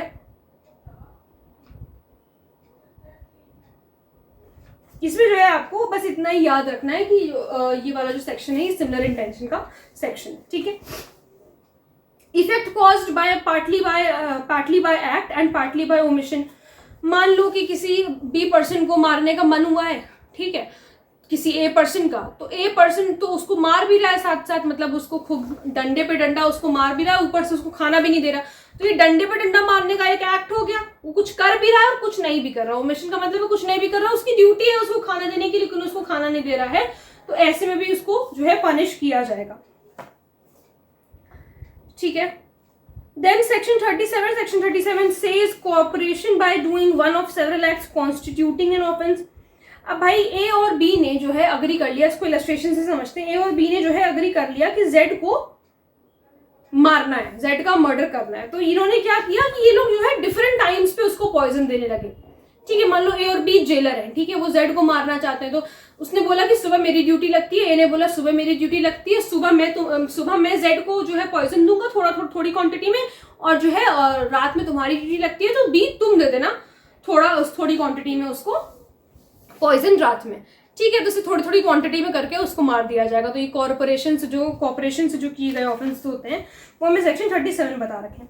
सेक्शन 38 कह रहा है person concern in criminal act may be guilty of different offences when several persons are engaged और concerned in the commission of a criminal act they may be guilty of different offences by means of that act. इसको illustration देख लो एक बार। देखो, A attacks Z under such circumstances of grave provocation that his killing of Z would be only culpable homicide and not amounting to murder। A जो है Z को attack करता है जो है ग्रेव प्रोवोकेशन में। ठीक है, और जो है उसका जब भाई हमें पता है कि मर्डर के एक्सेप्शंस हैं 5, तो अगर उन 5 एक्सेप्शंस में कोई भी पर्सन फॉल कर रहा है that is culpable homicide not amounting to murder. तो ए जो है ग्रेव और सडन प्रोवोकेशन में जेड के ऊपर अटैक करता है। उसके बाद क्या हो रहा है, बी का इलविल है, यहाँ पर ए का इलविल नहीं है, वो तो सिर्फ उतना उसको रेज ऑफ एंगर हो गया कि उसने अटैक कर दिया जेड के ऊपर, लेकिन बी का इलविल है, बी की अच्छी खासी जेड के साथ दुश्मनी है, तो वो चाहता है कि तुम मर ही जाए। ठीक है, तो B having ill will towards Z and intending to kill him, क्योंकि उसका इलविल है, उसका इंटेंशन खराब है, वो चाहता है कि उसको मार दे। And not having been subject to the provocation assist A in killing Z. अब यहाँ पर ए का यहाँ नहीं, एक मिनट, हाँ, यहाँ पर जो है बी का ए का कोई इलविल नहीं है उसकी तरफ, वो सिर्फ प्रोवोकेशन में काम कर रहा है, लेकिन यहाँ पर बी ने उसको और असिस्ट कर दिया, मान लो उसको और उकसा दिया कि हाँ हाँ भाई मार दे, ये तो ऐसा ही है, ठीक है, इस तरीके से। सो हियर दो A and B are both engage in causing Z death, यहाँ पे भले ही ए और बी दोनों ने जो है जेड की डेथ कॉज करी है, लेकिन बी जो है अपने एक्ट के लिए गिल्टी होगा, यानी कि वो चाहता था, उसका इंटेंशन खराब था उसकी तरफ, इसलिए उसको मर्डर में डाल देंगे। और ए का क्योंकि इंटेंशन गलत नहीं था और वो सिर्फ ग्रेव और सडन प्रोवोकेशन में ऐसा करा था, इसलिए वो कल्पेबल होमिसाइड में जाएगा। इसीलिए कह रहे हैं कि दोनों अपने अपने एक्ट के लिए लाइबल होंगे, भले ही ऑफेंस एक ही हुआ है, मर गया वो सामने वाला पर्सन, लेकिन अपने अपने एक्ट के लिए होंगे और अपने अपने इंटेंशन के लिए दोनों को लाइबल किया जाएगा, ठीक है। इतनी सी बात आपको सेक्शन 38 में समझनी है, कहीं इतना ज़्यादा डीप में जाने की जरूरत नहीं है, लेकिन हो सकता है कि जो है आपसे इलस्ट्रेशन बेस्ड पूछ लिया जाएगा तो फिर क्या करोगे, तो इस वजह से जो है थोड़ा सा कॉन्सेप्ट क्लियर होना चाहिए। अब सेक्शन 39 में वॉलंटरली की बात करी गई है, तो person is said to cause an effect voluntarily when he causes it by means whereby he intended to cause it or by means at the time of employing those means he knew or had reason to believe to be likely to cause it। कोई भी इंसान कोई काम voluntarily हम कब कहेंगे कर रहा है, जब वो अपनी स्वेच्छा से कर रहा है, तो वही चीज जो है इसमें बताई गई है। सेक्शन बेस्ड आता है, नॉट सो इम्पॉर्टेंट। सेक्शन 40 में ऑफेंस के बारे में बताया गया है, तो ऑफेंस वही चीज है which is made punishable under this code, और इसमें कुछ भी जानने की जरूरत नहीं है। सेक्शन 41 में स्पेशल लॉ है, स्पेशल लॉ का मतलब है किसी पर्टिकुलर सब्जेक्ट पे बना है, जैसे कि आपका पॉक्सो हो गया चिल्ड्रन के अगेंस्ट सेक्सुअल ऑफेंसेस के लिए, आपका डीवी एक्ट हो गया विमेन के अगेंस्ट डोमेस्टिक वायलेंस के लिए, ठीक है, और आपका क्या हो सकता है पॉश एक्ट हो गया। तो ये सारी चीजें इस एक स्पेशल लॉ है, किसी पर्टिकुलर सब्जेक्ट के लिए हमने इन्हें बना रखा है, ठीक है, तो ये स्पेशल लॉ की श्रेणी में आते हैं। लोकल लॉ क्या होते हैं? लोकल लॉ का मतलब है किसी पर्टिकुलर एरिया में वो एप्लीकेबल हो रहे हैं, जैसे यूपी के लिए यूपी रेवेन्यू कोड है आपका, राजस्थान के लिए राजस्थान रेंट कंट्रोल है, ऐसे ही एमपी के लिए एक आई गेस उनका रेंट कंट्रोल या उसका है रेवेन्यू कोड, ठीक है। तो किसी पर्टिकुलर लोकल एरिया के में जो लॉज होते हैं एप्लीकेबल, वो लोकल लॉज की श्रेणी में आते हैं, ठीक है। तो that is under section 42 of IPC. 43 में इलीगल और लीगली बाउंड टू डू, ये सब आप अपने आप पढ़ सकते हैं, इसमें ऐसा कुछ वो नहीं है जो बताने वाला है, बस मैं आपको बता दे रही हूँ ऐसे ऊपर से। इलीगल का मतलब है हर वो चीज ऑफेंस होगी जो कि प्रोहिबिटेड है बाय द लॉ, जो कि एक एक्शन को मतलब एक कॉज ऑफ एक्शन दे किसी सिविल एक्शन के लिए, मतलब किसी सिविल केस के लिए, या फिर हाँ ये दो चीजें हैं। और फिर उसके बाद जो है लीगली बाउंड टू डू का मतलब है कि कोई पर्सन कोई चीज करने के लिए लीगली बाउंड था बट उसने ऐसा किया नहीं, so he omitted to do that thing. Then 44 में इंजरी बताई गई है, तो ये चीज पूछ ली जाती है which is illegally cause to any person in the body mind reputation और प्रॉपर्टी, ठीक है। ये चार चीजें आपको याद रखनी है। देन लाइफ में life denotes the life of a human being, death denotes the death of a human being. Animal में जो है कोई भी living creature other than human being, अब हम जानवर थोड़ी ना है, तो अदर देन ह्यूमन बीइंग, ठीक है। देन 48 में आपको वेसल के बारे में बता रखा है। वेसल का बेसिकली मतलब है कोई भी शिप या फिर कोई भी क्रूज, मतलब पानी में चलने वाली चीज, ठीक है। By conveyance of by water of human beings, of चाहे उसमें लोग बैठ के जा रहे हो, मतलब ह्यूमन बींग्स बैठ करके जा रहे हो, चाहे उसमें कोई प्रॉपर्टी जो है कन्वे हो रही हो, सब वेसल की श्रेणी में आएगा। 49 में ईयर और मंथ दे रखा है, तो ब्रिटिश कैलेंडर से हम जो है उस कैलकुलेट करते हैं, वो ईयर और मंथ आपको ये याद रखना है, ब्रिटिश कैलेंडर वाला point. Then section not so important 51 में ओथ दे रखा है। ओथ ये आपको सेक्शन बेस्ड ही, यहाँ पर जो है जितनी भी चीजें सेक्शन बेस्ड बस पता होनी चाहिए, सेक्शन याद कर लेना, ठीक है। 52 में गुड फेथ दे रखा है, तो ये एक नेगेटिव डेफिनेशन है जिसमें बता रखा है कोई भी ऐसी चीज गुड फेथ में नहीं करी जाएगी अगर वो बिना ड्यू केयर और अटेंशन के करी गई। अब इसमें क्या क्वेश्चन बनता है कि सेक्शन जो है 52 में क्या वर्ड्स दे रखे हैं, ड्यू केयर एंड अटेंशन दे रखा है, ड्यू केयर एंड कॉशन दे रखा है, और दो चीजें और दे देंगे, तो आपको पता होना चाहिए कि ड्यू केयर एंड अटेंशन दे रखा है। 52A में हार्बर की डेफिनेशन बता रखी है, तो वही चीज है कोई भी पर्सन अगर हार्बर कर रहा है, उसको मान लो कि असिस्टेंस प्रोवाइड कर रहा है, ठीक है, तो वो सब हार्बर की श्रेणी में आते हैं। और वो ऐसा कर क्यों रहा है, ऑब्जेक्टिव क्या है, ताकि वो एप्रीहेंशन को इवेड कर ले, मतलब कि भाग जाए, उसको अरेस्ट ना कर पाए कोई पब्लिक अथॉरिटी, इस वजह से। अब हम आते हैं चैप्टर 3 पे, पनिशमेंट पे, ठीक है। आप चैप्टर 3 में देखो क्या है, 53 में सबसे पहले हमें पनिशमेंट्स के बारे में बता रखा है। तो पहले डेथ है, अब इसमें से कैसे क्वेश्चन बनता है, इसमें क्या क्वेश्चन बनेगा आप खुद सोचो। इसमें क्वेश्चन ये बनता है कि ट्रांसपोर्टेशन ऑफ लाइफ आप जानते हो हटा दिया गया, तो वही पूछ लेते हैं, वही ऑप्शन डाल करके कि इसमें से कौन सी ऐसी पनिशमेंट है जो कि आईपीसी में प्रोवाइड नहीं कर रखी है। तो आपको पता होना चाहिए कि ट्रांसपोर्टेशन ऑफ लाइफ जो है आईपीसी में प्रोवाइड नहीं कर रखा है। डेथ हो गया, एलआई हो गया, इम्प्रिजनमेंट रिग्रेस हो सकती है और सिंपल हो सकती है, और फिर फोर्फीचर ऑफ प्रॉपर्टी या फिर फाइन। ठीक है। अब हम आएंगे सेक्शन 54 पे। सेक्शन 54 कह रहा है commutation of sentence of death. ये भी सेक्शन बेस्ड आता है 54 और 55 की। 54 में डेथ का कम्यूटेशन दे रखा है और 55 में जो है आपका लाइफ इम्प्रिजनमेंट का कम्यूटेशन दे रखा है। तो डेथ का कम्यूटेशन जो है वो अप्रोप्रिएट गवर्नमेंट करती है। सबसे पहले तो कम्यूट करती है। कम्यूट का मतलब होता है कम कर देना, ठीक है। यहाँ पर कंसेंट जो है ऑफेंडर का कंसेंट नहीं लिया जाता है और वो कम्यूट कर सकते हैं किसी भी और पनिशमेंट में जो कि आईपीसी के अंडर प्रोवाइडेड है, डेथ के पनिशमेंट को, ठीक है। 55 में हमें commutation of sentence of imprisonment for life के बारे में बता रखा है। तो इम्प्रिजनमेंट फॉर लाइफ तो ठीक है, कम्यूट तो कर सकती है इम्प्रिजनमेंट फॉर लाइफ को, बट नॉट एक्सीडिंग 14 ईयर्स, ठीक है। नॉट एक्सीडिंग 14 ईयर्स आपको याद रखना है।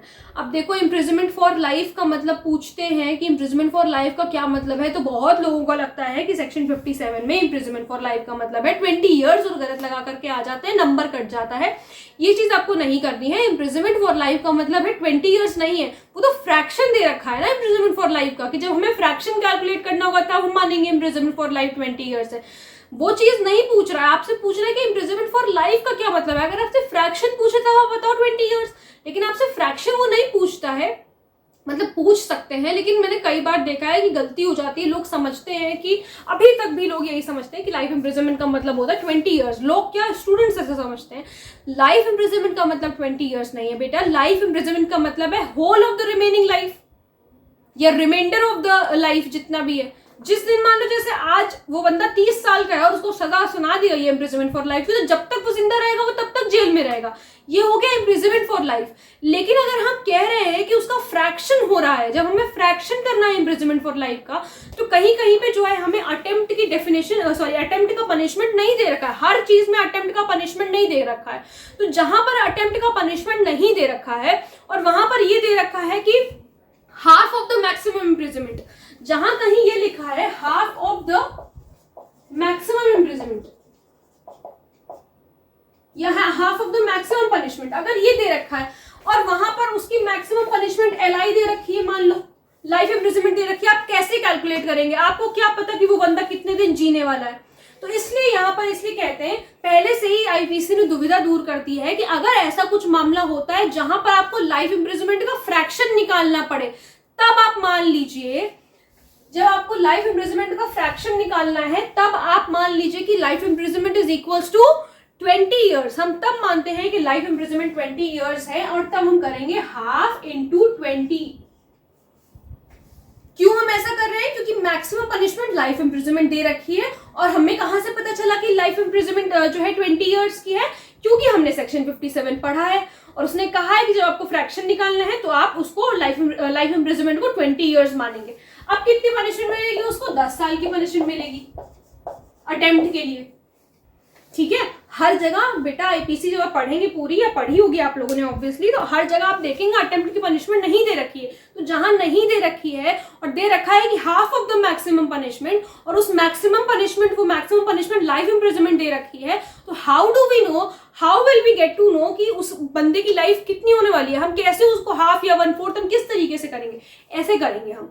ऐसे करेंगे, हाफ हो सकता है, 1/4 हो सकता है, कुछ भी हो सकता है, वो डिपेंड करेगा जो भी जिस भी तरीके की चीज दे रखी है, ठीक है। कैलकुलेट किस तरीके से करना है वो मैंने आपको बता दिया, ये होता है, ठीक है। तो उम्मीद करती हूँ समझ में आया होगा चीजें कि क्या है 57 में, हम क्यों 20 ईयर्स कह रहे हैं और क्यों इतना लोगों को कंफ्यूजन रहता है। जिसने लॉ नहीं पढ़ा है उसे कंफ्यूजन रहता है कि लाइफ इम्प्रिजन मतलब 20 ईयर्स। अरे क्या, चलो अब ये 56 और 58 तो आपका रिपील्ड है भाई, देख लेना एक बार, हो सके तो थोड़ा बहुत याद रख लेना, क्योंकि जान रहे हो फिर कि पूछ लिया, मान लो खेला हो गया आरजीएस की तरीके से तो फिर दिक्कत हो जाएगी, ठीक है। सॉरी, 55A में आपका डेफिनेशन ऑफ अप्रोप्रिएट गवर्नमेंट दे रखा है, नॉट इंपॉर्टेंट, छोड़ो इसे, बस ये याद रखना है कि 55A में दे रखा है, ठीक। 60 में बता रखा है सेंटेंस में be in certain cases of imprisonment Holi और पार्टली रिगरस और सिंपल। तो जो है कितना सेंटेंस होगा, होली रिग्रेस होगी कि पार्टली रिग्रेस होगी और पार्टली सिंपल होगी, वो चीज डिसाइड कर ली जाएगी, ठीक है, कैसे भी हो सकती है। देन 61 और 62 इसका रिपीलिंग वो याद रखना, 1921 है, ईयर याद रखिएगा। देन 63 में बता रखा है amount of fine when know some is expressed.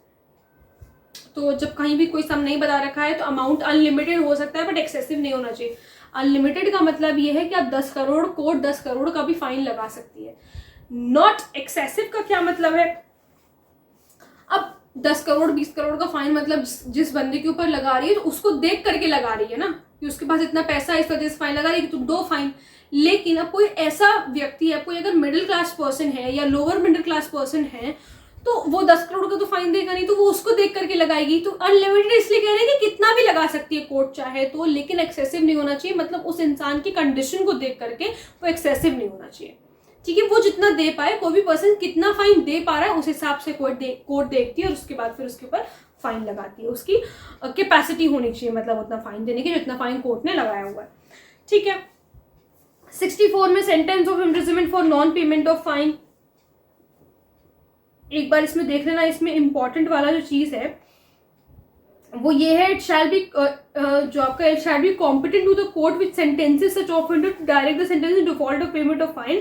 The offender shall suffer imprisonment for a certain term in which imprisonment shall be in excess of any other imprisonment. तो जब भी ऐसे default of payment of fine किया है, जब भी default of payment of fine किया है, तो यहाँ पर जो इम्प्रिजनमेंट उसको सर्टेन टर्म का मिला है, जैसे मान लो कि 3 साल का उसको इम्प्रिजनमेंट मिला था और 10,000 रुपये फाइन था, 10,000 रुपये फाइन उसने पे नहीं किया, तो जो उसको बाकी जो default of payment of fine के लिए जो इम्प्रिजनमेंट मिल रहा है वो इसके एडिशन में मिलेगा, यानी कि 3 साल। और अगर आपने फाइन का पेमेंट नहीं किया, एग्जाम्पल के तौर पे कि अगर फाइन का पेमेंट नहीं किया है तो 9 महीने की और अगर सजा मिल रही है तो plus 9 months, 3 years plus 9 months हो जाएगा। ठीक है, मैंने ऐसे ही बता दिया है, 9 months जरूरी नहीं 9 months हो, बट सिर्फ एग्जाम्पल के लिए। तो मतलब ये जान लो कि एडिशन में होना चाहिए, ये चीज यहां से क्वेश्चन आता है कि एडिशन में होगा कि नहीं होगा। ठीक है, नाउ 65 से 65 इंपॉर्टेंट है आपका बहुत ज्यादा। Limit to imprisonment of for non payment of fine, तो आपको पता है it shall not exceed 1/4 of the maximum fixed for the offence. ठीक है, फिर 66 में description of imprisonment for non payment of fine. अगर imprisonment non payment of fine के लिए करी जा रही है तो किसी भी डिस्क्रिप्शन की हो सकती है, कोई यहाँ पर बता नहीं रखा सिंपल होगी या रिग्रेस होगी, किसी भी डिस्क्रिप्शन की हो सकती है। 67 में बता रखा है imprisonment for non payment of fine, यहाँ पर जो है अगर सिर्फ फाइन से पनिशेबल था ऑफेंस, मतलब कि मान लो कि सिर्फ 10,000 से पनिशेबल था और वो 10,000 पे नहीं किया तो सिंपल होगी, सिर्फ और सिर्फ सिंपल इम्प्रिजनमेंट होगी। ठीक है, ये चीज हो गई। अब यहाँ पर जो है एक आपको स्केल दे रखा है, बता रखा है कि कितना जो है पैसा देना होगा, कितना पैसा नहीं देना होगा, मतलब कितने दिन की आपको इम्प्रिजनमेंट होगी। तो अगर 50 रुपए तक का फाइन है तो 2 महीने की इम्प्रिजनमेंट है। ठीक है, अगर 50 से 100 रुपए तक का है, यानी कि अगर हम कहें कि 51 रुपए से अगर 100 रुपए तक का है तो 4 महीने तक का आपको इम्प्रिजनमेंट झेलनी होगी। और अगर जो है 100 रुपए से ऊपर है, यानी कि 100 रुपए से अगर ऊपर है तो 6 महीने की मैक्सिमम। 50 रुपए है तो 2 महीने, 51 से 100 रुपए है तो 4 महीने। ठीक है, 100 रुपए से ज्यादा अगर है तो उसके लिए 6 महीने, 2 4 6। ठीक, याद रखना है। इम्प्रिजनमेंट लेकिन सिंपल होगी। ठीक है, सिंपल इम्प्रिजनमेंट होगी कब, अगर सिर्फ और सिर्फ फाइन से पनिशेबल है तो। ठीक है, 68 में कहा गया कि imprisonment to terminate on payment of fine, अगर आपने फाइन का पेमेंट कर दिया है तो इम्प्रिजनमेंट टर्मिनेट हो जाएगी। मान लो आप पर इम्प्रिजनमेंट लगा दी गई, ठीक, और आप डर गए भाई कि जेल में रहना पड़ेगा, इससे अच्छा जो है पेमेंट कर दो, आपने 10,000 रुपये पे कर दिए। आपने नहीं, मतलब ऑफेंडर में अपने ऊपर मत ले लेना, ऑफेंड मत हो जाना इस बात को लेकर के। मतलब किसी ने अगर पे कर दिए, ऑफेंडर ने अगर पे कर दिए तो उसके बाद जो है उसको टर्मिनेट हो जाएगी उसकी फाइन, अरे इम्प्रिजनमेंट टर्मिनेट हो जाएगा। ठीक है, 69 में बता रखा है termination of imprisonment on payment of proportional part of fine. ये इतना ज़्यादा इंपॉर्टेंट नहीं है, इसको चाहो तो छोड़ सकते हो। मतलब इसमें बेसिकली ये बताया गया है कि जितने दिन का आपने सजा काट ली है उतने दिन की सजा आपने काट ली, उसके बाद जितने दिन की सजा बची है उतने का पैसा दे दो और घर जाओ। ठीक है, तो बाकी की बची हुई इम्प्रिजनमेंट जो है वो टर्मिनेट हो जाती है। ठीक है, अब हम आएंगे 70 पे। तो 70 क्या कह रहा है, fine leviable within 6 years और during imprisonment death not to. देखो इसमें से क्वेश्चन सिर्फ इतना बनता है कि अगर मान लो कि जिस पर्सन को फाइन देना था उसकी डेथ हो गई तो क्या डेथ डिस्चार्ज कर देगी क्या, तो ऐसा नहीं होता, डेथ डिस्चार्ज नहीं करती है, पैसा तो फिर भी देना पड़ेगा। ठीक है, पैसा देना पड़ेगा, ये चीज जरूरी है याद रखना। लाइबिलिटी से जो है वो मतलब उनकी लाइबिलिटी खत्म नहीं हो जाती है। ठीक है, ओके, देन 71 में बता रखा है limit of punishment of offences made up of several offences. देखो इसमें वही वाला जो इलस्ट्रेशन है, हमेशा पूछा जाता है कि अगर ए ने जेड को स्टिक से मारा, 50 बार मारा, तो क्या 50 साल की उसे सजा मिलेगी? नहीं, तो हम उसे कहते हैं कि एक सिंगल एक्ट की सजा मिलेगी। उसे मारा जो है बस उसी की सजा उसे पूरी बीटिंग के लिए मिलेगी, एक चीज के लिए नहीं मिलेगी। अगर हम उसे एक ब्लो के लिए अगर हम उसे पनिश करेंगे तो ऐसे तो हम उसे 50 साल तक के लिए पनिश करेंगे। ठीक है, तो ये चीज आपको याद रखनी है। इसमें जो इलस्ट्रेशन ए और बी है दोनों ही इंपॉर्टेंट हैं, ये आप ज़रूर से इसको याद कर लीजिएगा। फिर उसके बाद हम आते हैं सेक्शन 72 पे। सेक्शन 72 कह रहा है जब पनिशमेंट पर्सन गिल्टी है एक से ज़्यादा ऑफेंस के लिए और judgment stating that it is doubtful है, समझ में नहीं आ रहा है कि कौन सा ऑफेंस हुआ है, तो offender shall be punish for the offence for which the lowest punishment is provided. तो जिसके लिए सबसे लोवेस्ट पनिशमेंट है, जो लोवेस्ट पनिशमेंट प्रोवाइडेड है वही उसको दे दी जाएगी। ठीक है, ओके। देन 73 में सॉलिटरी कन्फाइनमेंट के बारे में बता रखा है। तो सॉलिटरी कन्फाइनमेंट देखो क्या है, सॉलिटरी कन्फाइनमेंट एक तरीके की रिग्रेस इम्प्रिजनमेंट होती है। ठीक है, और ये सॉलिटरी कन्फाइनमेंट का मतलब होता है काल कोठरी में किसी को डाल देना, एकदम आइसोलेट कर देना। ठीक है, वहां से उसको शायद ऐसे होता है कि पूरी काल कोठरी टाइप की होती है और वहां से जरा सा थोड़ा बहुत उजाला भी नहीं आ रहा होता, मतलब बहुत ही मिनिमम जो है उसको लाइट से भी एक्सपोज करते हैं। तो इस तरीके की चीज़ें होती है, बहुत ही ग्रीवियस ऑफेंसेस में या हीनियस क्राइम्स में आप कह सकते हो कि दिया जाता है रिग्रेस वाला ये चीज़। तो इसमें ये तो सबसे पहले आपको पता चल गया कि एक तरीके की रिग्रेस इम्प्रिजनमेंट होती है।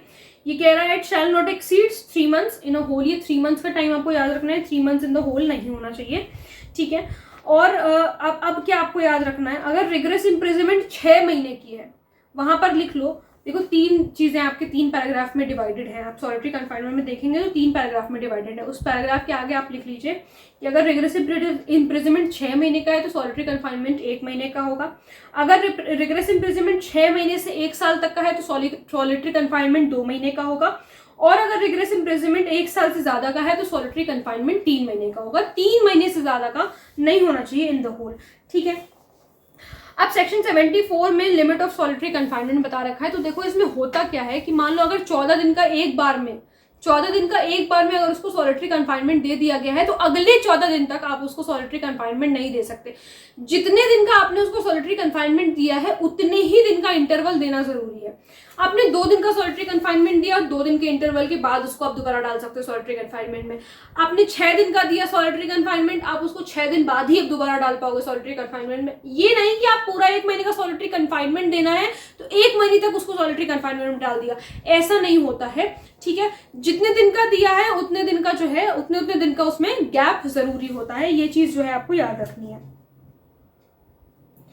एक चीज इसमें जो है कंफ्यूज करने वाली जो होती है वो है ये कि देखो 2 चीजें हैं कि अगर 3 months है, अगर 3 months का जो है सॉलिटरी कन्फाइनमेंट है तो इसमें 14 days एट अ टाइम होता है। हाँ, 14 days एट अ टाइम है, 14 days एट अ टाइम है। और अगर एक्सीड्स 3 months तो 7 days एट अ टाइम। ठीक है, तो ये चीज जो है आपको याद रखनी है। फिर उसके बाद 75 में क्या बता रखा है, एनहांस्ड पनिशमेंट के बारे में बता रखा है। इसमें चैप्टर पूछ लेते हैं कि कौन सा चैप्टर है, तो चैप्टर 12 है और चैप्टर 17 है। ठीक है, तो चैप्टर 12 में और चैप्टर 17 में अगर एक बार किसी पर्सन को कन्विक्ट कर दिया गया है 3 साल या 3 साल से ज्यादा के लिए, तो दोबारा अगर उसने इन्हीं पर्टिकुलर चैप्टर्स में अगर उसने ऑफेंस कमिट किया है तो जब उसको सब्सिक्वेंट पनिशमेंट मिलेगी तो वो पनिशमेंट इम्प्रिजनमेंट फॉर लाइफ हो सकती है या इम्प्रिजनमेंट हो सकती है for the term which shell not exceed 10 साल। ठीक है, 10 साल तक हो सकती है, मतलब 10 साल तक हो सकती है या फिर एलआई हो सकती है, लाइफ इम्प्रिजनमेंट हो सकती है। यहाँ तक उम्मीद है कि सारी चीज़ें समझ में आई होंगी। अब हम बढ़ते हैं। देखो ये वाला जो है ना कॉन्सेप्ट, इससे बहुत सवाल बनते नहीं है, इसमें परेशान नहीं होना। बस ये 14 दिन का और 7 दिन का ये टाइम याद रखो और इन होल 3 महीने होते हैं। 3 महीने से ज़्यादा आप नहीं दे सकते सॉलिटरी कन्फाइनमेंट, ये आपको याद रखना है बस। और इसमें ज़्यादा कुछ सवाल नहीं बनते। ये चीज़ आपको इतना ज़्यादा इसमें घुसने की ज़रूरत नहीं है, पहली चीज़। दूसरी चीज़, इसमें सेक्शन बेस्ड क्वेश्चन भी बनते हैं, जैसे सेक्शन 75 है, सॉलिटरी कन्फाइनमेंट है, ये चीज़ आपको याद रखनी है, कहाँ पर लिमिट दे रखी है, ये सारी चीज़ें जो है आपको पता होनी चाहिए। सेक्शन तो पता ही होना चाहिए। ये जो एक थोड़ा सा शुरू का इनिशियल पार्ट जो है आईपीसी का, यहाँ पर आपको सेक्शन पता होने चाहिए, आपके पास और कोई ऑप्शन नहीं है, आपको सेक्शन याद करने पड़ेंगे। अब हम आएंगे जनरल एक्सेप्शंस पे। जनरल एक्सेप्शंस बहुत बार हम लोग पढ़ चुके हैं, ठीक है, एटलीस्ट मैंने तो बहुत बार पढ़ाया है जनरल एक्सेप्शंस। तो बढ़ते हैं जनरल एक्सेप्शंस पे। जनरल एक्सेप्शंस हमें चैप्टर 4 में दे रखा है, ठीक है। सेक्शन आपको 76 से लेकर के 106 तक आपको जनरल एक्सेप्शंस देखने को मिलेंगे। अब ये जनरल एक्सेप्शंस क्या कह रहे हैं, सबसे पहले तो शुरू करते हैं। Act done by a person bound और by mistake of fact believing himself bound by law. ये वाला जो जनरल एक्सेप्शन है, ये वाला जो जनरल एक्सेप्शन है सेक्शन 76, ये पब्लिक सर्वेंट के ऊपर एप्लीकेबल होता है। कोई भी ऐसी चीज जो कि पब्लिक सर्वेंट को ऐसा लग रहा है कि वो बाउंड है लॉ के द्वारा ऐसा करने के लिए, और अगर उसने ऐसा कर दिया तो he has committed no offence. जैसे कि कोई उसका सुपीरियर ऑफिसर था, उसने अपने नीचे ऑफिसर को बोला कि आपको जो है मॉब पे गोली चलानी है, और अगर उसने गोली चला दी और अगर कोई मर गया, उसमें से किसी की अगर मृत्यु हो गई, तो हम ये नहीं कहेंगे कि उस ऑफिसर ने कोई ऑफेंस कमिट किया, नहीं, उसको सुपीरियर ऑफिसर ने बोला ऐसा करने के लिए, he was bound by law to do it, तो इस वजह से जो है उसको लायबल नहीं किया जाएगा। 76 में ये है। फिर आपका 77 में जो है एक्ट ऑफ जज when he is acting judicially. अगर जज जो है वो जुडिशियली एक्ट कर रहे हैं, और अगर जैसे मान लो कि जजेस हैं वो डेथ सेंटेंस दे देते हैं किसी को, तो क्या वो मर्डर के लिए लायबल हो जाएंगे? नहीं। क्यों लायबल हो जाएंगे? उन्होंने जुडिशियली एक्ट किया है, he will not be liable, लेकिन गुड फेथ में होना चाहिए, गुड फेथ में होना चाहिए, तो ठीक है, वो लायबल नहीं होंगे। सेक्शन 78 में आपका है act done in pursuant of order of the court. अब जैसे आपके जल्लाद होते हैं, ठीक है, जो जल्लाद होते हैं वो जब किसी ऑफेंडर को, किसी ग्रूसम ऑफेंडर को, या जो भी कह लो ऑफेंडर को, जब आप किसी ऑफेंडर को फांसी पे वो चढ़ाते हैं, तो क्या वो मर्डर के लिए लायबल हो जाते हैं? नहीं, क्योंकि क्यों लायबल नहीं हो रहा है वो बंदा? इसलिए लायबल नहीं हो रहा क्योंकि वो कोर्ट का ऑर्डर है ऐसा करने के, और उसने ऐसा किया है, and he is believing in good faith की जो है वो है ऐसा बाउंड करने के लिए, he is founding himself bound by law, तो इस वजह से जो है वो लायबल नहीं होता। ये बड़ा ही प्रेवलेंट सा एग्जाम्पल है आपके लिए, ठीक है। हाँ, यहाँ पर एक पॉइंट और इम्पॉर्टेंट हो जाता है सेक्शन 78 में। सेक्शन 78 में ये चीज हो जाती है कि notwithstanding the court may have had no jurisdiction to pass such judgment और order provided the person doing the act in good faith believes that the court had such jurisdiction. जैसे मान लो कि किसी police officer को बोला है, warrant लेके गया, और उस कोर्ट का जुरिसडिक्शन नहीं था जिस कोर्ट ने ये वारंट इशू किया है, लेकिन अगर पुलिस ऑफिसर ये बात गुड फेथ में मान रहे हैं कि उस कोर्ट के पास जुरिसडिक्शन था, अगर वो पुलिस ऑफिसर इस बात को, भले ही नहीं था, लेकिन अगर वो पुलिस ऑफिसर उस बात को गुड फेथ में मान रहे हैं कि जुरिसडिक्शन था, तो उनके ऊपर कोई भी लायबिलिटी नहीं होगी, ठीक है। सेक्शन 79 में बताया गया act done by a person justified और by mistake of fact believing himself bound by law, नहीं, believing himself justified by law. ये बाउंड और जस्टिफाइड याद रखना भाई, आरजेएस 2021 में भी ये सवाल आया है कि सेक्शन 76 में क्या दे रखा है, जस्टिफाइड, बाउंड वगैरह इस तरीके से कंफ्यूज किया गया है, तो आपको याद रखना है सेक्शन 76 में सबसे पहले बाउंड है, उसके बाद आप जब सेक्शन 79 में आते हो तो आपको देखने को मिलता है justified by law. Justified by law का मतलब ये है कि वो लॉ की तरफ से मान रहा है कि जो है उसको ऐसा लग रहा है दैट ही इज जस्टिफाइड कानून की तरफ से ऐसा करने के लिए, ठीक है। जैसे कि कोई पर्सन है, अब मान लो कि कैसे हाउ विल आई, हाँ देखो ऐसे समझो कि मान लो दो लोग जो है एक्टिंग कर रहे हैं, ठीक है, ए और बी एक्टिंग कर रहे हैं, और उसको वहाँ पर उसका मर्डर कॉज करना है, एक्टिंग करते हुए बी का मर्डर कॉज करना है। यहाँ पर जो है जेड बंदा वो आता है, उसको लग रहा है कि ये तो मर्डर हो रहा है, और उसके बाद जाकर के उसको रोकने की कोशिश करता है। तो यहाँ पर उसने भले ही उन दोनों की एक्टिंग का पूरा शॉट ऐसे खराब कर दिया, लेकिन he was justified by law to do this, ठीक है, तो इसलिए उसके ऊपर इसने को यहाँ पर ऑफेंस नहीं माना जाएगा, ठीक है। देन सेक्शन 80 एक्सीडेंट के बारे में बात करता है। कोई भी ऐसा काम जो कि कोई ऐसा लॉफुल एक्ट आपने किया है, बाय लॉफुल मीन्स होना चाहिए, इन द लॉफुल मैनर अगर आपने कोई काम किया है तो वो एक्सीडेंट की श्रेणी में आता है, and that is not an offence. एक चीज जो हम भूल रहे हैं वो है लीगल मैक्सिम। सेक्शन 76 के लिए आपके पास लीगल मैक्सिम है इग्नोरेंशिया फैक्टी। इग्नोरेंशिया फैक्टी लिख लो या फैक्ट लिख लो, कुछ भी लिख लो। इग्नोरेंशिया फैक्ट एक्सक्यूजेट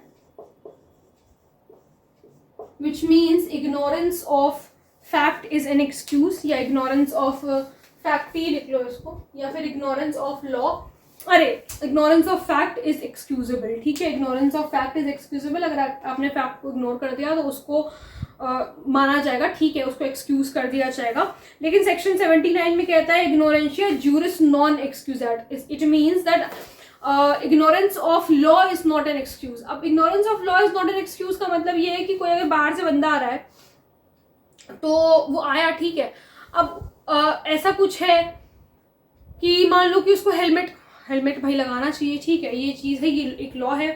हमें पता है कि अगर हम टू व्हीलर पे ट्रैवल कर रहे हैं तो हेलमेट आगे वाले को भी लगाना है, पीछे वाले को भी लगाना है, लेकिन वो हेलमेट लगा करके नहीं जा रहा है, वो भाई साहब ऐसे ही टहल रहे हैं पुलिस में। पुलिस ने अगर पकड़ा तो वो इस चीज़ का डिफेंस नहीं ले सकता कि भाई ये इग्नोरेंशिया कि मतलब मुझे इस लॉ के बारे में नहीं पता था, ऐसा नहीं हो सकता। इग्नोरेंस ऑफ लॉ कोई एक्सक्यूज नहीं है, ठीक है। तो इग्नोरेंशिया नॉन जूरिस और इग्नोरेंशिया जूरिस नॉन एक्सक्यूजेट, ये भी लिख लो, ये सेक्शन 76 के साथ पढ़ना है आपको। और इग्नोरेंशिया जूरिस नॉन एक्सक्यूजेट, ये आपको पढ़ना है सेक्शन 79 के साथ, ठीक है, which says that ignorance of law is no excuse। Then section 80 मैंने आप लोगों को बता दिया कि accident in doing a lawful act, इसमें जो ये इलस्ट्रेशन है हैटशेट वाला, ये आपको पता होना चाहिए, ये इंपॉर्टेंट है। Then 81 says necessity, rule of necessity के बारे में बात करता है, R versus Dudley and Stephens. ये केस बहुत ज़्यादा इंपॉर्टेंट है, कई बार पूछा गया है कि नेसेसिटी का जो है इंपॉर्टेंट मतलब लैंडमार्क केस कौन सा है, तो आपको पता होना चाहिए, ठीक है। और हाँ, अब हम आते हैं सेक्शन 81 पे। 81 कह रहा है कि कोई ऐसा काम किया गया है which is done without any criminal intent, but उसको जो है एक बड़े हार्म को रोकना था, इस वजह से उसने छोटा हार्म कॉज कर दिया। जैसे कि मान लो कि कहीं पर आग लगी है, मान लो, ठीक है, और उस बंदे ने क्या किया कि एक जो है एक ऐसी चीज, एक घर ऐसा था जिसको गिरा दिया, तो वो घर को गिराने से जो है काफी बड़ा हार्म प्रिवेंट हो गया। उस घर को गिराने से बेसिकली बाकी सारे घर जो है जलने से बच गए। तो ये जो उसने गिराया है, जो उसने छोटा हार्म कॉज किया है बड़े हार्म को बचाने के लिए कि इतने सारे घर ना जले, इससे बेटर है कि एक घर को जो है हम नीचे गिरा दें।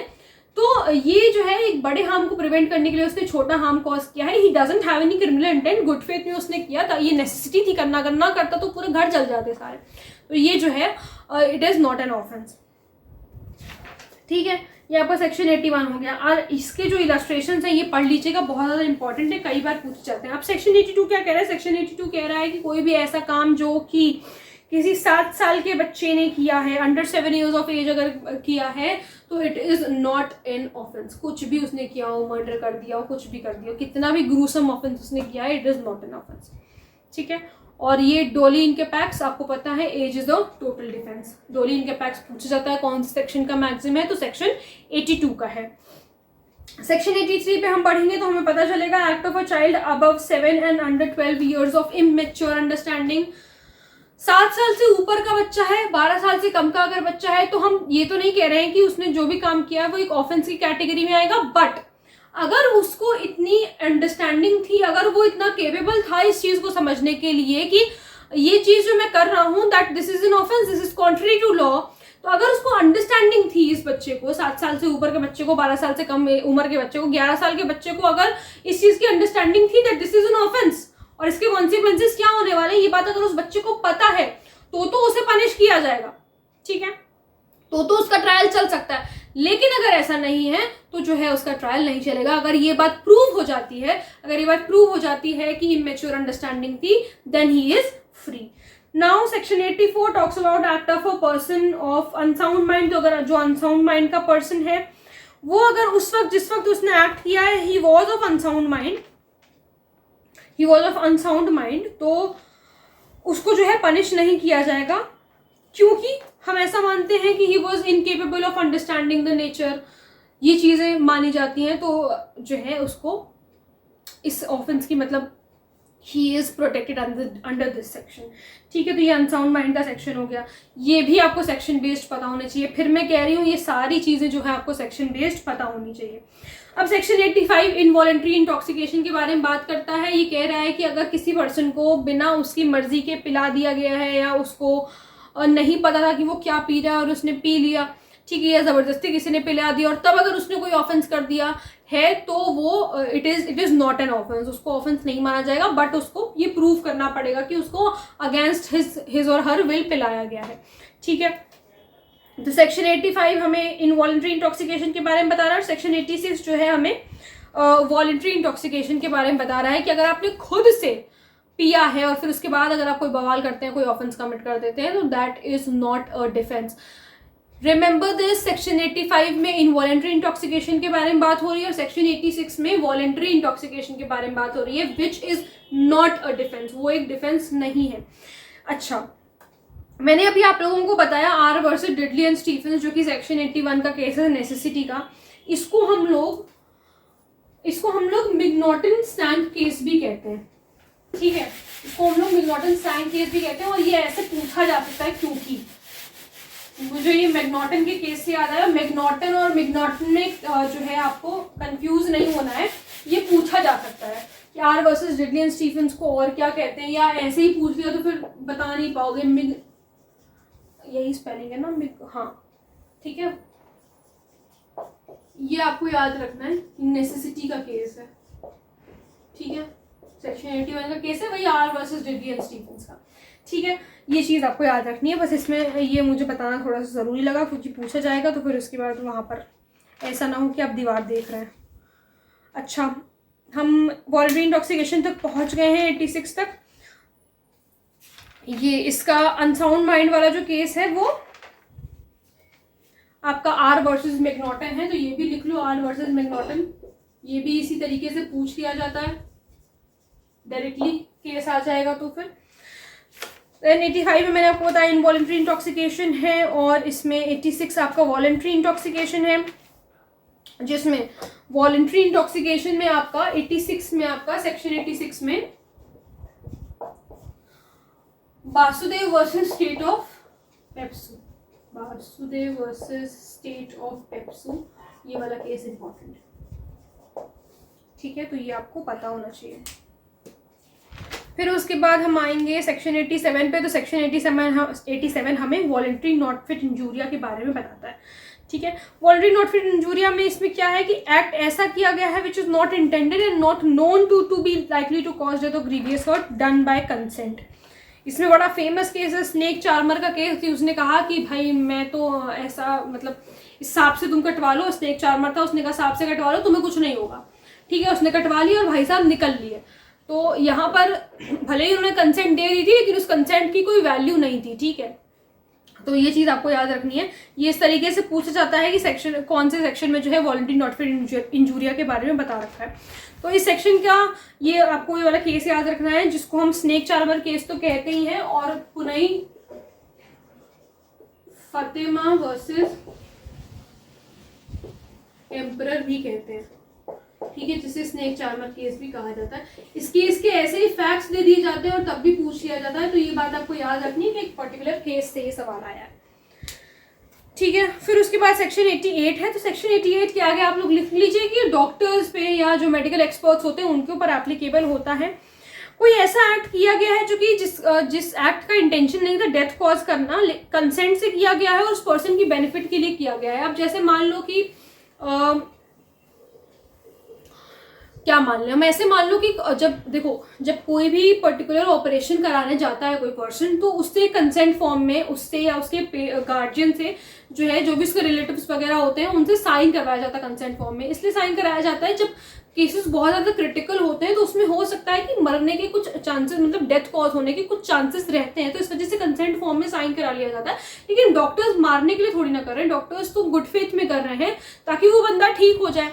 ठीक है, तो अगर ऐसे में किसी की डेथ हो जाती है, कोई ऐसा एक्ट करते हुए, ऐसा ऑपरेशन वगैरह करते हुए अगर डेथ कॉज हो जाती है, तो that is not an offence. यही चीज जो है आपको इसमें याद रखनी है। ठीक है, इसका बड़ा ही इंपॉर्टेंट केस है आरपी धंधा वर्सेस भूरेलाल का। इसको कैटरैक्ट सर्जरी केस भी कहते हैं, तो ये आपको याद रखना है। सेक्शन 89 में हमें बता रखा है act done in good faith for benefit of child और इंसेन पर्सन बाय और बाय कंसेंट ऑफ गार्जियन। देखो सबसे पहली बात तो कि एक्ट गुड फेथ में होना चाहिए, दूसरी बात कि एक्ट जो है वो बेनिफिट के लिए होना चाहिए। Who is either a minor, एक ऐसा पर्सन जो कि माइनर है, अंडर 12 ईयर्स ऑफ एज। अब ये बात जो है ये आपको याद रखनी है, सेक्शन 89 में बहुत ही महत्वपूर्ण बात कही गई है कि ये अंडर 12 ईयर्स ऑफ एज है, ठीक है, और या फिर पर्सन जो कि अनसाउंड माइंड का है। और एक्ट भले ही गार्जियन की कंसेंट से, एक्ट डन बाय गार्जियन और the other person having lawful charge of that person और by the consent of the guardian, चाहे गार्जियन की कंसेंट से किया जा रहा है चाहे ऐसे पर्सन के कंसेंट से किया जा रहा है जिसके पास लॉफुल चार्ज है उस पर्सन का। सो कंसेंट जो है वो एक्सप्रेस या इम्प्लाइड कुछ भी हो सकती है, ठीक है, लेकिन इसके कुछ रिस्ट्रिक्शंस हैं। ऑब्वियसली इंटेंशनल डेथ आप अगर कॉज करना चाहते हो तो फिर कंसेंट लेने कोई मतलब नहीं, वो रिस्ट्रिक्शंस हैं, ठीक है। सिर्फ आप उसको ग्रीवियस हर्ट कॉज करना चाहते हो या डेथ कॉज करना चाहते हो तो ये सारी चीज़ें नहीं मानी जाएंगी, मतलब ये सारी चीज़ें रिस्ट्रिक्शंस में की कैटेगरी में फॉल करती है सेक्शन 89 में। यही जो आपको प्रोवाइजर्स दे रखे हैं फर्स्ट, सेकंड, थर्ड और फोर्थ, जिसमें पहला चीज़ तो ये है कि इंटेंशनल कॉजिंग ऑफ डेथ है या अटेम्प्ट कर रहे हो डेथ कॉज करने का, तो ये रिस्ट्रिक्टेड है। Only for the purpose of preventing death और grievous hurt causing grievous disease, नहीं। Does not extend to the voluntary causing of grievous hurt, अगर आप वॉलंटरी ग्रीवियस हर्ट कॉज करना चाहते हैं तो सेक्शन 89 फिर वहां तक एक्सटेंड नहीं करता है। Not extend to the cause of abetment to the committing of which offence it would not extend, तो वहां पर भी जो है अबेटर को भी एग्जेम्प्ट नहीं, यहाँ पर अबेटर को भी एग्जेम्प्ट नहीं किया गया है, ठीक है। देन सेक्शन 90 में हम आते हैं। सेक्शन 90 से consent known to be given under fear और मिसकंसेप्शन, अगर कंसेंट ऐसा दिया गया है, देखो ये वाला जो सेक्शन है बेसिकली ये बताता है कि क्या कंसेंट नहीं है। सेक्शन 90 बताता है कि क्या कंसेंट नहीं है, तो कंसेंट तो देखो वैसे तो एक डिफेंस हो सकता है, ठीक है, लेकिन एक वैलिड कंसेंट होनी चाहिए, तब तो हम मान लेंगे कि डिफेंस हो सकता है। जो कि वैलिड कंसेंट का क्या मतलब है, पर्सन केपेबल है कंसेंट देने के लिए भाई, तो उसको हम मान लेंगे कि उसने वैलिड कंसेंट दिया और फ्रीली उसने दिया कंसेंट, कोई भी किसी तरीके का कोई दबाव नहीं था उसके ऊपर, तब उसने कंसेंट दे दिया, ठीक है, हम मान लेते हैं। लेकिन कुछ ऐसे केसेस हैं जहां पर जो है कंसेंट को फ्री कंसेंट नहीं माना जाता है इस सेक्शन के अंदर, और वो कौन से केसेस हैं जहां पर फ्री कंसेंट नहीं माना जा रहा है, जहां पर कंसेंट एक ऐसे पर्सन ने दिया है जो कि किसी चीज का डर है उसको, तब उसने कंसेंट दिया है। दूसरी चीज consent given under misconception of fact, उसको किसी फैक्ट का ही मिसकंसेप्शन है तब उसने कंसेंट दे दिया, तो उसको कंसेंट नहीं माना जाएगा। Consent given by child under 12 years of age, अगर 12 साल से कम के बच्चे ने अगर कंसेंट दे भी दिया है तो उसको भी कंसेंट नहीं मान रहे हम। ये क्वेश्चन पूछा जाता है कि कंसेंट हम इस चीज को मानते हैं या नहीं मानते, तो ये बात आपको याद रखनी है। Consent given by person of unsound mind के पर्सन ने कंसेंट दे दिया तो उसको भी नहीं माना जाएगा, और consent given by an intoxicated person, उसको भी कंसेंट नहीं माना जाएगा। तो ये कुछ बातें हैं जो आपको सेक्शन 90 में याद रखनी है। देन सेक्शन 91 कहता है कुछ ऐसे एक्ट्स हैं जिनको एक्सक्लूड कर दिया गया है which are offences independently of harm cause. तो ये वाला जो सेक्शन है ये एक्सेप्शन है 87 का, 88 का और 89 का, ये बस इतना याद रखो। सेक्शन 92 में हम आते हैं। सेक्शन 92 से is act done in good faith for benefit of a person without consent. Without consent अगर है तो act must be done for the benefit of the person. सबसे पहली बात must be done in good faith में होना चाहिए। Reasonable जो है सर्कमस्टांस होने चाहिए, ठीक है, और act must be done without that person consent और without the consent of person on his behalf, ठीक है। तो बेसिकली यहाँ पर क्या हो रहा है ना, 92 में क्या हो रहा है, जैसे मान लो कि किसी पर्सन का एक्सीडेंट हो गया, ठीक है, मान लो किसी पर्सन का एक्सीडेंट हो गया, अब वो एक्सीडेंट हो गया उसका, वो बेहोशी की हालत में है, अब आप मुझे बताओ कि वो कंसेंट कैसे ही दे देगा। तो जब उसको कोई पर्सन है, किसी पर्सन का एक्सीडेंट हुआ, कोई दूसरा पर्सन है, कोई भला आदमी है, वो उसको लेकर के जा रहा है वहां पर डॉक्टर के पास, और डॉक्टर ने कहा कि तुरंत जो है इनको ऑपरेशन करना पड़ेगा वरना ही विल डाई, तो ये तो गुड फेथ में हो रहा है ना, भले उस पर्सन की कंसेंट ली गई या नहीं ली गई, और मान लो कि ऑपरेशन करते वक्त या कुछ भी ऐसा हो गया, सीरियस ब्लड लॉस अगर उसे हो गया, क्रिटिकल ब्लड लॉस अगर उसे हो गया, और अगर उससे डेथ हो जाती है उसकी, तो उसके रिलेटिव्स जो है उस पर्सन को लाइबल नहीं कर सकती। क्यों? क्योंकि उस वक्त उस पर्सन का कंसेंट लेना it was impossible to take his consent, but किया तो काम उसने गुड फेथ में ना, कि भाई बंदे की जान बच जाएगी, अगले की जान बच जाएगी। अगर वो, अब वो अलग की बात है कि जो है उसका जो है उसकी डेथ कॉज होगी, बट दिस डजंट मीन कि उसने गुड फेथ में काम नहीं किया या वो उसे मारना चाहता, तो इस वजह से जो है सेक्शन 92 में एग्जाम्पशन दे रखा है। सेक्शन 93 कह रहा है communication made in good faith. अगर आपने गुड फेथ में किसी को कोई बात बताई है और वो बात सुन के ही टपक गया तो आपका कोई भी लाइबिलिटी नहीं बनता है। डॉक्टर्स के केस का, डॉक्टर्स के पर्टिकुलर चीज का हम इसमें एग्जांपल लेते हैं। जैसे कि मान लो डॉक्टर ने कहा कि आपको बहुत हाई लेवल शुगर है, अब वो जिसको शुगर थी वो इतनी ही बात सुन के ही उनकी डेथ हो गई शॉक में, जैसे कभी कभी हो जाता है, कभी कभी हार्ट अटैक आ जाता है, आदमी को इस तरीके का शॉक लग जाता है। This is not a joke, this is not a joke. आदमी को इस तरीके का शॉक भी लग जाता है जिससे उनको हार्ट अटैक हो जाता है, या काफी सारी ऐसी चीजें होती हैं, ठीक है, जिससे इंसान की डेथ कॉज हो सकती है। कोई ऐसी बात हो गई है जिससे जो है उतना सुनने ही मात्र से आदमी की डेथ हो गई, ठीक है, उसको अपने किसी डिजीज के बारे में पता चल गया, ऐसी डिजीज के बारे में, भले ही वो क्योर करी जा सकती है लेकिन नहीं, वो बड़े कमजोर दिल का है तो उससे उसकी डेथ हो गई। तो डॉक्टर्स ने तो गुड फेथ में आपको बताया कि ठीक है we will take care of it, और वो मात्र सुनने से ही इफ द पर्सन डाइज, तो यहाँ पर ये नहीं होगा कि आपके बताने की वजह से उनकी डेथ हो गई है तो आपके ऊपर क्रिमिनल लाइबिलिटी लगा देंगे, ऐसा कुछ नहीं होता, ठीक है। Then section 94 says act to which a person is compelled by threats. तो यहाँ पर जो है सेक्शन 94 में क्या है, सेक्शन 94 में मतलब है कि पर्सन जो है वॉलंटरली एक्सपोज नहीं करता है खुद को कंस्ट्रेंट से, और the fear which prompted his action was the fear of instant death. देखो बेसिकली ये सेक्शन कह रहा है कि कोई भी ऐसा एक्ट जो कि उसके कंसेंट के बगैर किया गया है, कोई भी ऐसा एक्ट जो कि उसके विल के अगेंस्ट किया गया है, it is not his act. अब किसी ने डर में आकर के जो है जैसे कुछ ये एक एग्जाम्पल है या इलस्ट्रेशन है जिसमें ये कहा गया कि कोई चोर है, ठीक है, अब चोर ने किसी चाबी वाले के ऊपर बंदूक रख के ये बात कही कि तुम चलो पहले चल के ताला खोलो नहीं तो जो है तुम्हें हम यही मार देंगे। तो यहाँ पर उसको फियर था इंस्टेंट डेथ का, और अगर उसने तब भी तो काम कर दिया, ताला वाला खोल दिया, तो हम ये नहीं कि हम उसको भी जो है थेफ्ट के लिए लाइबल कर देंगे, ऐसा नहीं होगा, ठीक है, ही इज एग्जेम्प्टेड। देन उसके बाद हम आते हैं सेक्शन 95 पे। सेक्शन 95 कह रहा है कि डी मिनिमिस नॉन क्यूरेट लेक्स। हम सबको पता है कि लॉ जो है वो छोटे छोटे ट्रिफल्स का नोटिस नहीं लेता है, कि छोटी सी बात की, मान लो किसी ने तुमको सिर्फ मात्र चुटकी काट ली या थोड़ा सा ऐसे झापड़ मार दी, जैसे दोस्तों में चलता है, तो कोर्ट नहीं चले जाएंगे हम लोग, है ना। तो एक्ट अगर कोई ऐसा स्लाइट हार्म कॉज कर रहा है तो उसका जो है कोर्ट नोटिस नहीं लेती है, ठीक है, बस ये बात आपको याद रखनी है। ये ऐसे ही पूछा जाता है डी मिनिमिस नॉन क्यूरेट लेक्स, ठीक है, तो ये आपको याद रखना है कि सेक्शन 95 में दे रखा है। फिर अब हमारा शुरू हो गया 96 से 106 जो है हमें प्राइवेट डिफेंस के बारे में बताता है। तो 96 तो सबसे पहले कहता है कि जो भी ऐसी चीज है things done in private defence तो नथिंग इज एन ऑफेंस। जो भी अगर आपने राइट अपना प्राइवेट डिफेंस में एक्सरसाइज किया, अभी क्वेश्चन बड़ा फेमस है कि अगर अनसाउंड माइंड का पर्सन आपके पीछे चाकू लेके भागा है तो क्या आप उसके अगेंस्ट प्राइवेट डिफेंस का राइट एक्सरसाइज कर सकते हो? बिल्कुल कर सकते हैं। हम इनफैक्ट हम 7 साल के बच्चे के लिए भी अपना right of private defence exercise कर सकते हैं। भाई उसे राइट है, वो पागल है, वो मुझे मारने के लिए अगर दौड़ रहा है, 7 साल का बच्चा मुझे मारने के लिए अगर दौड़ रहा है तो मैं क्या अपने आप को नहीं बचाऊंगा या बचाऊंगी? तो इस वजह से जो है इस वजह से यहाँ पर कोई रिस्ट्रिक्शन नहीं दे रखा है, किसी एज का रिस्ट्रिक्शन दे रखा हो या अनसाउंड माइंड के पर्सन का रिस्ट्रिक्शन दे रखा हो, इस तरीके का कोई रिस्ट्रिक्शन नहीं दे रखा। आप अपनी right of private defence exercise कर सकते हैं, but the thing is right of private defence को एक्सरसाइज करना आपको उतने ही प्रपोर्शन में एक्सरसाइज करना है जितने प्रपोर्शन में आपके ऊपर फोर्स यूज हुआ है।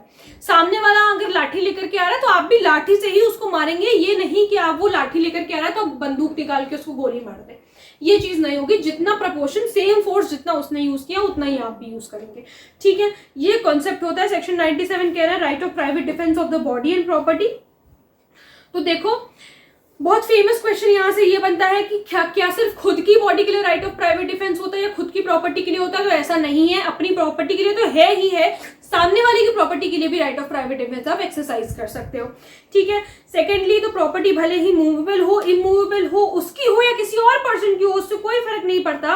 अगर कोई ऐसा ऑफेंस होने जा रहा है, ये ऑफेंस आपको याद रखने है कि theft, robbery, mischief, criminal trespass और या फिर विच इज एन अटेम्प्ट, अगर कोई अटेम्प्ट भी करता हो, अगर आपको दिख रहा है किसी और की प्रॉपर्टी पर भी क्यों ना हो, आप जो है right of private defence exercise कर सकते हो। ये याद रखना, थेफ्ट, रॉबरी और मिसचीफ, क्रिमिनल ट्रेसपास, ठीक है। देन 98 में बता रखा है right of private defence against the, देखो against the act of a person of unsound mind. Unsound mind का अगर वो पर्सन है और अगर उसने जो है अगर आपके पीछे वो कुछ भी लेकर के भागा है, मतलब अगर वो आपको मारने के लिए भागा है, तो आप अपना right of private defence exercise कर सकते हो। अब सेक्शन 99 जो है वो इम्पॉर्टेंट है क्योंकि यहाँ पर ये रिस्ट्रिक्शन लगा रहा है प्राइवेट डिफेंस के ऊपर। तो देखो यहाँ पर ये क्या कहता है कि एक्ट जो है करना चाहिए, पब्लिक सर्वेंट के द्वारा होना चाहिए, गुड फेथ में होना चाहिए, और पब्लिक सर्वेंट जो भी काम कर रहा है वो अपने कलर ऑफिस में कर रहा है, ठीक है। देन क्या चीज है कि act must B such as does not cause reasonable apprehension of death or grievous hurt, or act may not be justiciable by law. There must also be reasonable grounds for believing that the act was done by a public servant as such or under his authority. ठीक है, तो ये जो सारी चीज़ें हैं, मतलब ये जो कुछ पॉइंट्स हैं यहाँ पर, ये आपके मेंस के पर्सपेक्टिव से ज़्यादा इंपॉर्टेंट है। दिस इज़ नॉट बहुत ज़्यादा इंपॉर्टेंट नहीं है आपके प्री के पर्सपेक्टिव से। क्या चीज़ इंपॉर्टेंट है वो मैं आपको बता रही हूँ कि देखो, पहले तो देखो ये सेक्शन 100 इंपॉर्टेंट है। 100 से ये पूछ लिया जाता है कि आपका कब जो है आपका right of private defence extend इस तरीके से हो सकता है कि आप डेथ भी कॉज कर सकते हो सामने वाले की। तो यहाँ पर कुछ चीज़ें बता रखी है कि आप डेथ कॉज कर सकते हो। जैसे कि फर्स्ट में आपको बता रखा है कि अगर assault as may be reasonably cause the apprehension that death will otherwise be cause, तो अगर डेथ कॉज हो सकती है, ठीक है, तो आप कर सकते हो, डेथ भी कॉज कर सकते हो सामने वाले की। जब ऐसा है ग्रीवियस हर्ट इस तरीके का है तो भी आप डेथ कॉज कर सकते हो। अगर रेप कमिट कर रहा है किसी लड़की के ऊपर कोई पर्सन, तो भी आप डेथ कॉज कर सकते हो, वो लड़की डेथ कॉज कर सकती है। अगर अननेचुरल लस्ट को ग्रेटिफाई करना चाह रहा है तो भी इस केस में भी डेथ कॉज हो सकती है। किडनैप या अबडक्ट करना चाह रहा है तो भी कॉज हो सकती है। And assault with the intention of wrongfully confining a person, ठीक है, और इस तरीके से पर्सन को कन्फाइन करने की बात हो रही है कि कन्फाइन तो कर लेंगे, उसको कमरे के अंदर डाल देंगे और ऐसे मतलब ऐसी जगह उसको रख देंगे कि वो पब्लिक अथॉरिटीज को भी रिकॉर्ड्स नहीं कर पाएगा, मतलब किसी पुलिस ऑफिसर को भी नहीं बता पाएगा। तो ऐसे में भी वो डेथ कॉज कर सकते हो भाई। अगर कोई किसी को किसी कमरे के अंदर इस तरीके से बंद करके रखेगा, क्या ही आप कैसे बता पाओगे कि वो क्या करेगा, ठीक है, उस पर्सन के साथ वो ऑफेंडर किस तरीके से जो है क्या हाल करेगा। तो इस वजह से इसमें भी कह रखा है कि आप डेथ कॉज कर सकते हो। और फिर चौथी चीज क्या है कि एसिड अगर थ्रो करने वाला है या एडमिनिस्टर करने वाला है तो भी जो है डेथ कॉज हो सकती है, ठीक है। तो ये चीज आपको पता होनी चाहिए। Section 101 says when such right extend to the causing any harm other than death, ठीक है। तो 101 को आपको याद रखना है। देन 102 ये कह रहा है कि commencement and continuance of the right of private defence of the body. तो right of private defence of the body कब से कमेंस होती है? As soon as the reasonable apprehension of danger to the body arises. ये बहुत important question है कि कब से शुरू होगा। तो जैसे ही रीजनेबल एप्रीहेंशन शुरू हो जाए, सामने वाला मुझे दिख रहा है कि वहां से जो है दौड़ता हुआ आ रहा है तलवार लेकर के मेरे पास, या वो मेरे ऊपर गन शूट किए एकदम मेरे सामने खड़े, तो मेरा राइट ऑफ प्राइवेट डिफेंस शुरू हो गया भाई। वो सामने खड़ा है, कभी भी किसी भी वक्त मार देगा, तो मेरा right of private defence commence हो गया है, ठीक है। And it continues as long as such apprehension of danger to the body continues. जब तक वो डेंजर कंटिन्यू है, जब तक वो बंदा मेरे सामने खड़ा है, मेरा right of private defence commenced ही रहेगा। हम ये नहीं कहेंगे खत्म हो गया, तब तक कमेंस रहेगा जब तक वो मेरे सामने है, ठीक है। 103 में बता रखा है when the right of private defence of property extend to causing death. तो यहाँ पर देखो क्या क्वेश्चन बनता है कि कौन से ऐसे राइट ऑफ प्राइवेट डिफेंस के सेक्शन है जहां पर आप डेथ भी कॉज कर सकते हो। तो आपको सेक्शन 100 याद रखना है, 103 याद रखना है। 100 कौन से केस में कि बॉडी के केस में जब प्राइवेट डिफेंस आप एक्सरसाइज कर रहे हो तो आप डेथ कॉज कर सकते हो, और 103 में जब आप प्रॉपर्टी के अगेंस्ट जब आप प्राइवेट डिफेंस को एक्सरसाइज कर रहे हो तो भी आप डेथ कॉज कर सकते हो। तो 100 और 103 आपको याद रखना है कि extend to the causing of death, ठीक है। अब ये 103 के आप ऑफेंसेस पढ़ लेना, robbery, house breaking by night, तो यहाँ पर जो है आप सामने वाली पर्सन की डेथ कॉज कर सकते हो। 104 में बताया गया है when such right extend to cause any harm other than death. अब ये इतना ज्यादा इंपॉर्टेंट नहीं है, ये चीज एक बार आप लोग जरूर पढ़ लीजिएगा कि commencement and continuance of the right of private defence of body. ये जो है कब बॉडी का कमेंसमेंट कब शुरू होता है, तो वही सेम चीज है कि जब इसमें जब एप्रीहेंशन शुरू हो जाएगा प्रॉपर्टी के अंदर, अगर कोई आदमी आ गया तो आपका राइट ऑफ प्राइवेट डिफेंस शुरू हो गया, ठीक है। तो ये चीज एक बार पढ़ लेना, इतना ज्यादा इंपॉर्टेंट नहीं है बट फिर भी पढ़ लेना, क्योंकि यू नेवर नो कहाँ से जो है क्वेश्चन बन जाएगा। एक बार आप लोग इसे देख लोगे, इसमें ऐसा कुछ वो नहीं है जो नहीं समझ में आएगा, बहुत ही आसानी से समझ में आ जाएगा, ठीक है। Then section 106 is right of private defense against deadly assault when there is a risk of harm to innocent person. तब क्या है अगर deadly assault है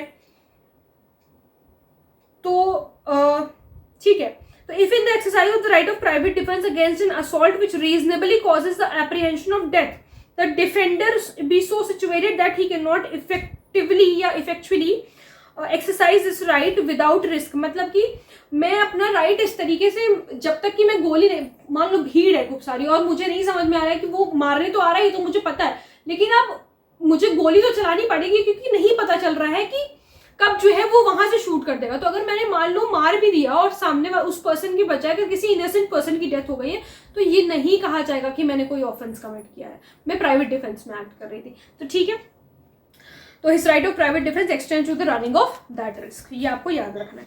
अब हमारा अबेटमेंट वाला चीज शुरू हो गया है, तो अबेटमेंट वाला चैप्टर हम और देख लेते हैं। अबेटमेंट ऑफ अ थिंग, हम अबेटमेंट कब कहेंगे किसी पर्सन को, कोई पर्सन उकसा रहा है, इंस्टिगेट कर रहा है, मान लो ए और बी के बीच में दुश्मनी है, लेकिन ए की इतनी ज़्यादा दुश्मनी नहीं है, लेकिन जेड को ये बात पता है कि ए और बी की दुश्मनी है और ए जो है वो चिढ़ता है बी से, लेकिन इसका मतलब ये नहीं है, अब जेड को मौका मिल गया तो जेड ने क्या किया, जेड ने इंस्टिगेट करना शुरू कर दिया, उसको और उकसाना शुरू कर दिया कि किसी भी तरीके से ए जो है बी को मार दे। क्यों? क्योंकि जेड भी चाहता है कि बी की डेथ कॉज हो जाए। ठीक है, तो ये इंस्टिगेट करना है, किसी पर्सन को इंस्टिगेट कर दिया, उकसा दिया कि भाई मार दो इसको। ठीक है, वो उसका इतना इलविल नहीं, जो मार रहा है उसका भले इतना इलविल नहीं है, लेकिन सामने वाले पर्सन का जो है बेटर है उसका बड़ा इलविल है कि ये पर्सन किसी तरीके से खत्म हो जाए। अब देखो इस जो सेक्शन है, ये चैप्टर 5 जो है आपका, इसमें कई सारे सेक्शंस दे रखे हैं, तो ये सारे सेक्शंस इंपॉर्टेंट नहीं है आपके लिए। ठीक है, इसमें तो कुछ सेक्शंस इंपॉर्टेंट है, वो मैं आपको बता दूंगी अभी क्या सेक्शन है। पहले हम सेक्शन 107 और 108 पढ़ लेते हैं। ठीक है, तो पहले तो इसमें यही पूछा जाता है आपके जो है प्री में कि इंस्टिगेट मतलब कौन सी 3 तरीके से जो है अबेटमेंट कॉज हो सकता है, अबेटमेंट होता है। तो इंस्टिगेशन से होता है, बाय एड से होता है, ठीक है, या फिर क्रिमिनल कॉन्स्पिरेसी से होता है। इंटेंशनल एड कर रहे हो आप किसी पर्सन को या आप क्रिमिनल कॉन्स्पिरेसी कर रहे हो तो।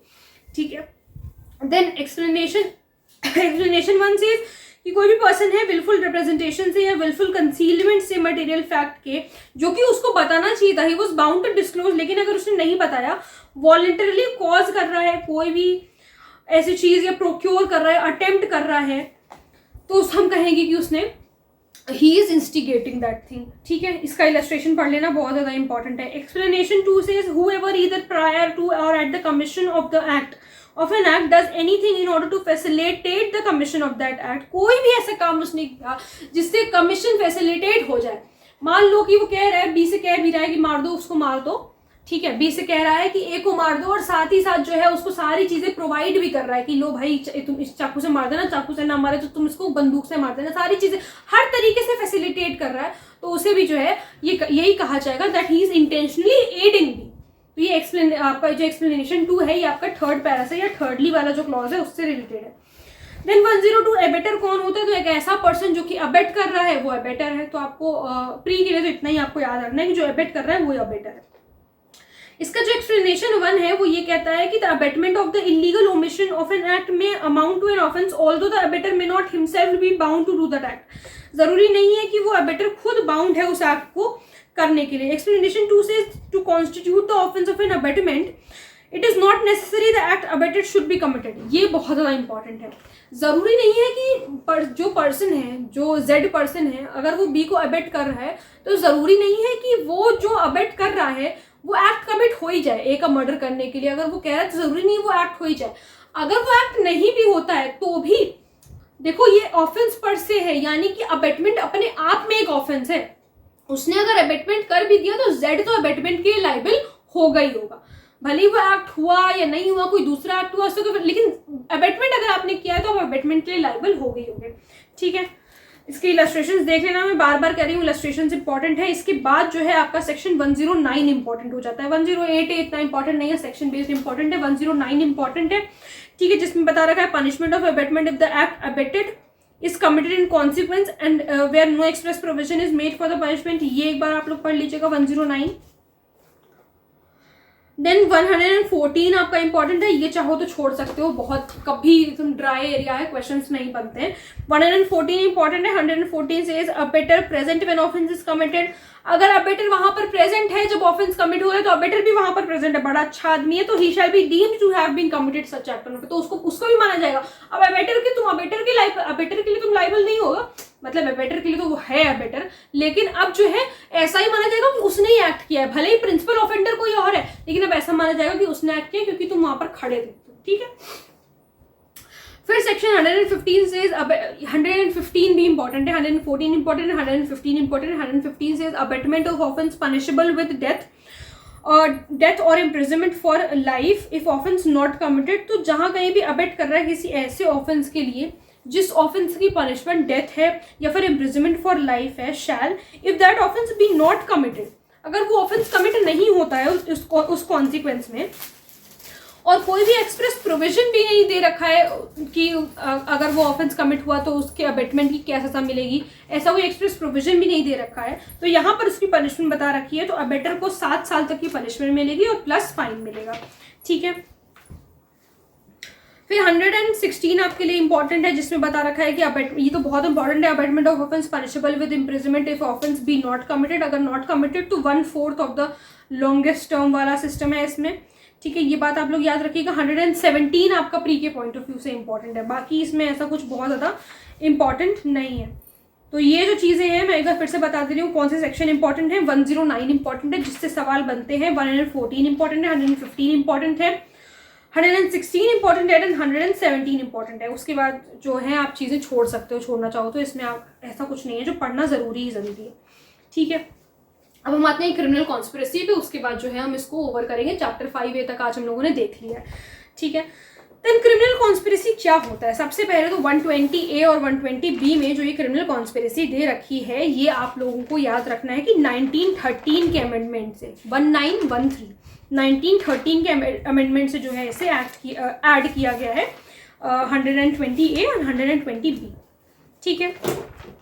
देखो क्रिमिनल कॉन्स्पिरेसी क्या है। क्रिमिनल कॉन्स्पिरेसी दो पर्सन या दो से ज्यादा पर्सन एक अग्रीमेंट करते हैं सेम सेंस में, ठीक है, कि उन्हें कोई पर्टिकुलर एक्ट कमिट करना है, ठीक है। कोई इलीगल एक्ट भी हो सकता है या फिर कोई ऐसा लीगल एक्ट भी हो सकता है, बट वो लीगल एक्ट इलीगल मीन से अगर कर रहे हैं तो हम कहेंगे क्रिमिनल कॉन्स्पिरेसी या उस अग्रीमेंट को क्रिमिनल कॉन्स्पिरेसी कहा जाएगा।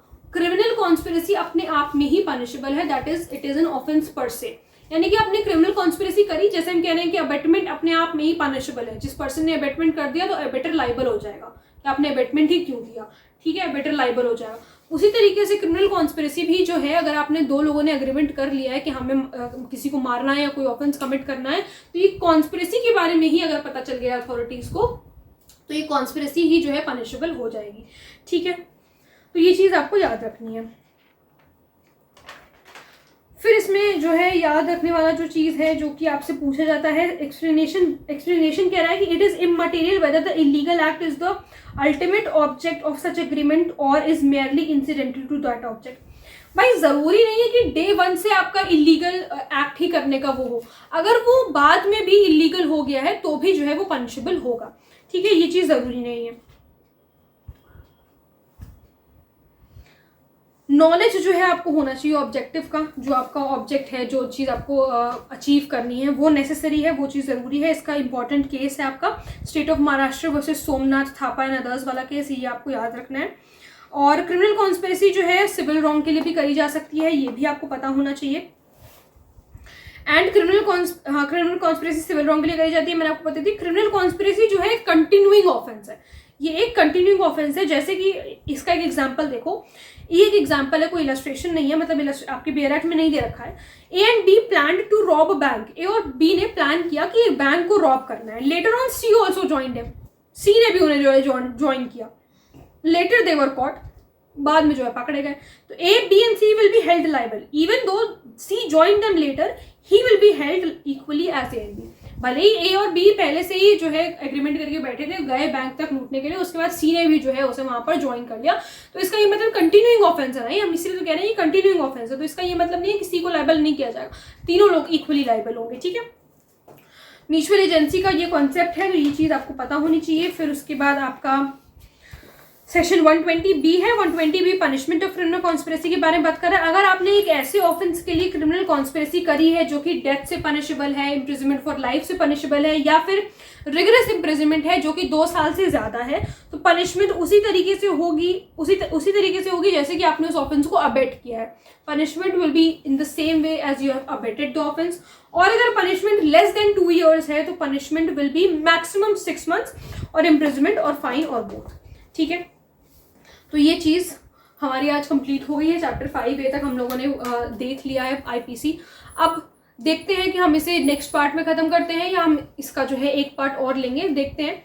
तो एक एक सेक्शन को थोड़ा सा कंप्लीट करने में टाइम लगता है, तो इस वजह से हो सकता है कि 3 पार्ट रहें, बट फिर भी I try my best to complete it in the second part, क्योंकि कुछ ऐसे ड्राई एरियाज हैं जहाँ से बिल्कुल भी सवाल नहीं बनते, तो मुझे नहीं लगता कि उन्हें टच करना ज़रूरी है। ठीक है, तो जो चीज़ें एकदम टच करना ज़रूरी है या एंटिसिपेटेड है कि इससे क्वेश्चन आ सकते हैं, तो वो सारी चीज़ें तो हम लोग ज़रूर कवर करेंगे। ठीक है, उम्मीद करती हूँ कि आप लोगों को ये रैपिड रिविजन का IPC का रैपिड रिविजन का पार्ट 1 अच्छा लगा होगा। अगर कोई डाउट है, कोई प्रॉब्लम है, तो वो भी आप लोग मुझे बता सकते हैं। I will see you in my next video. Thank you so much.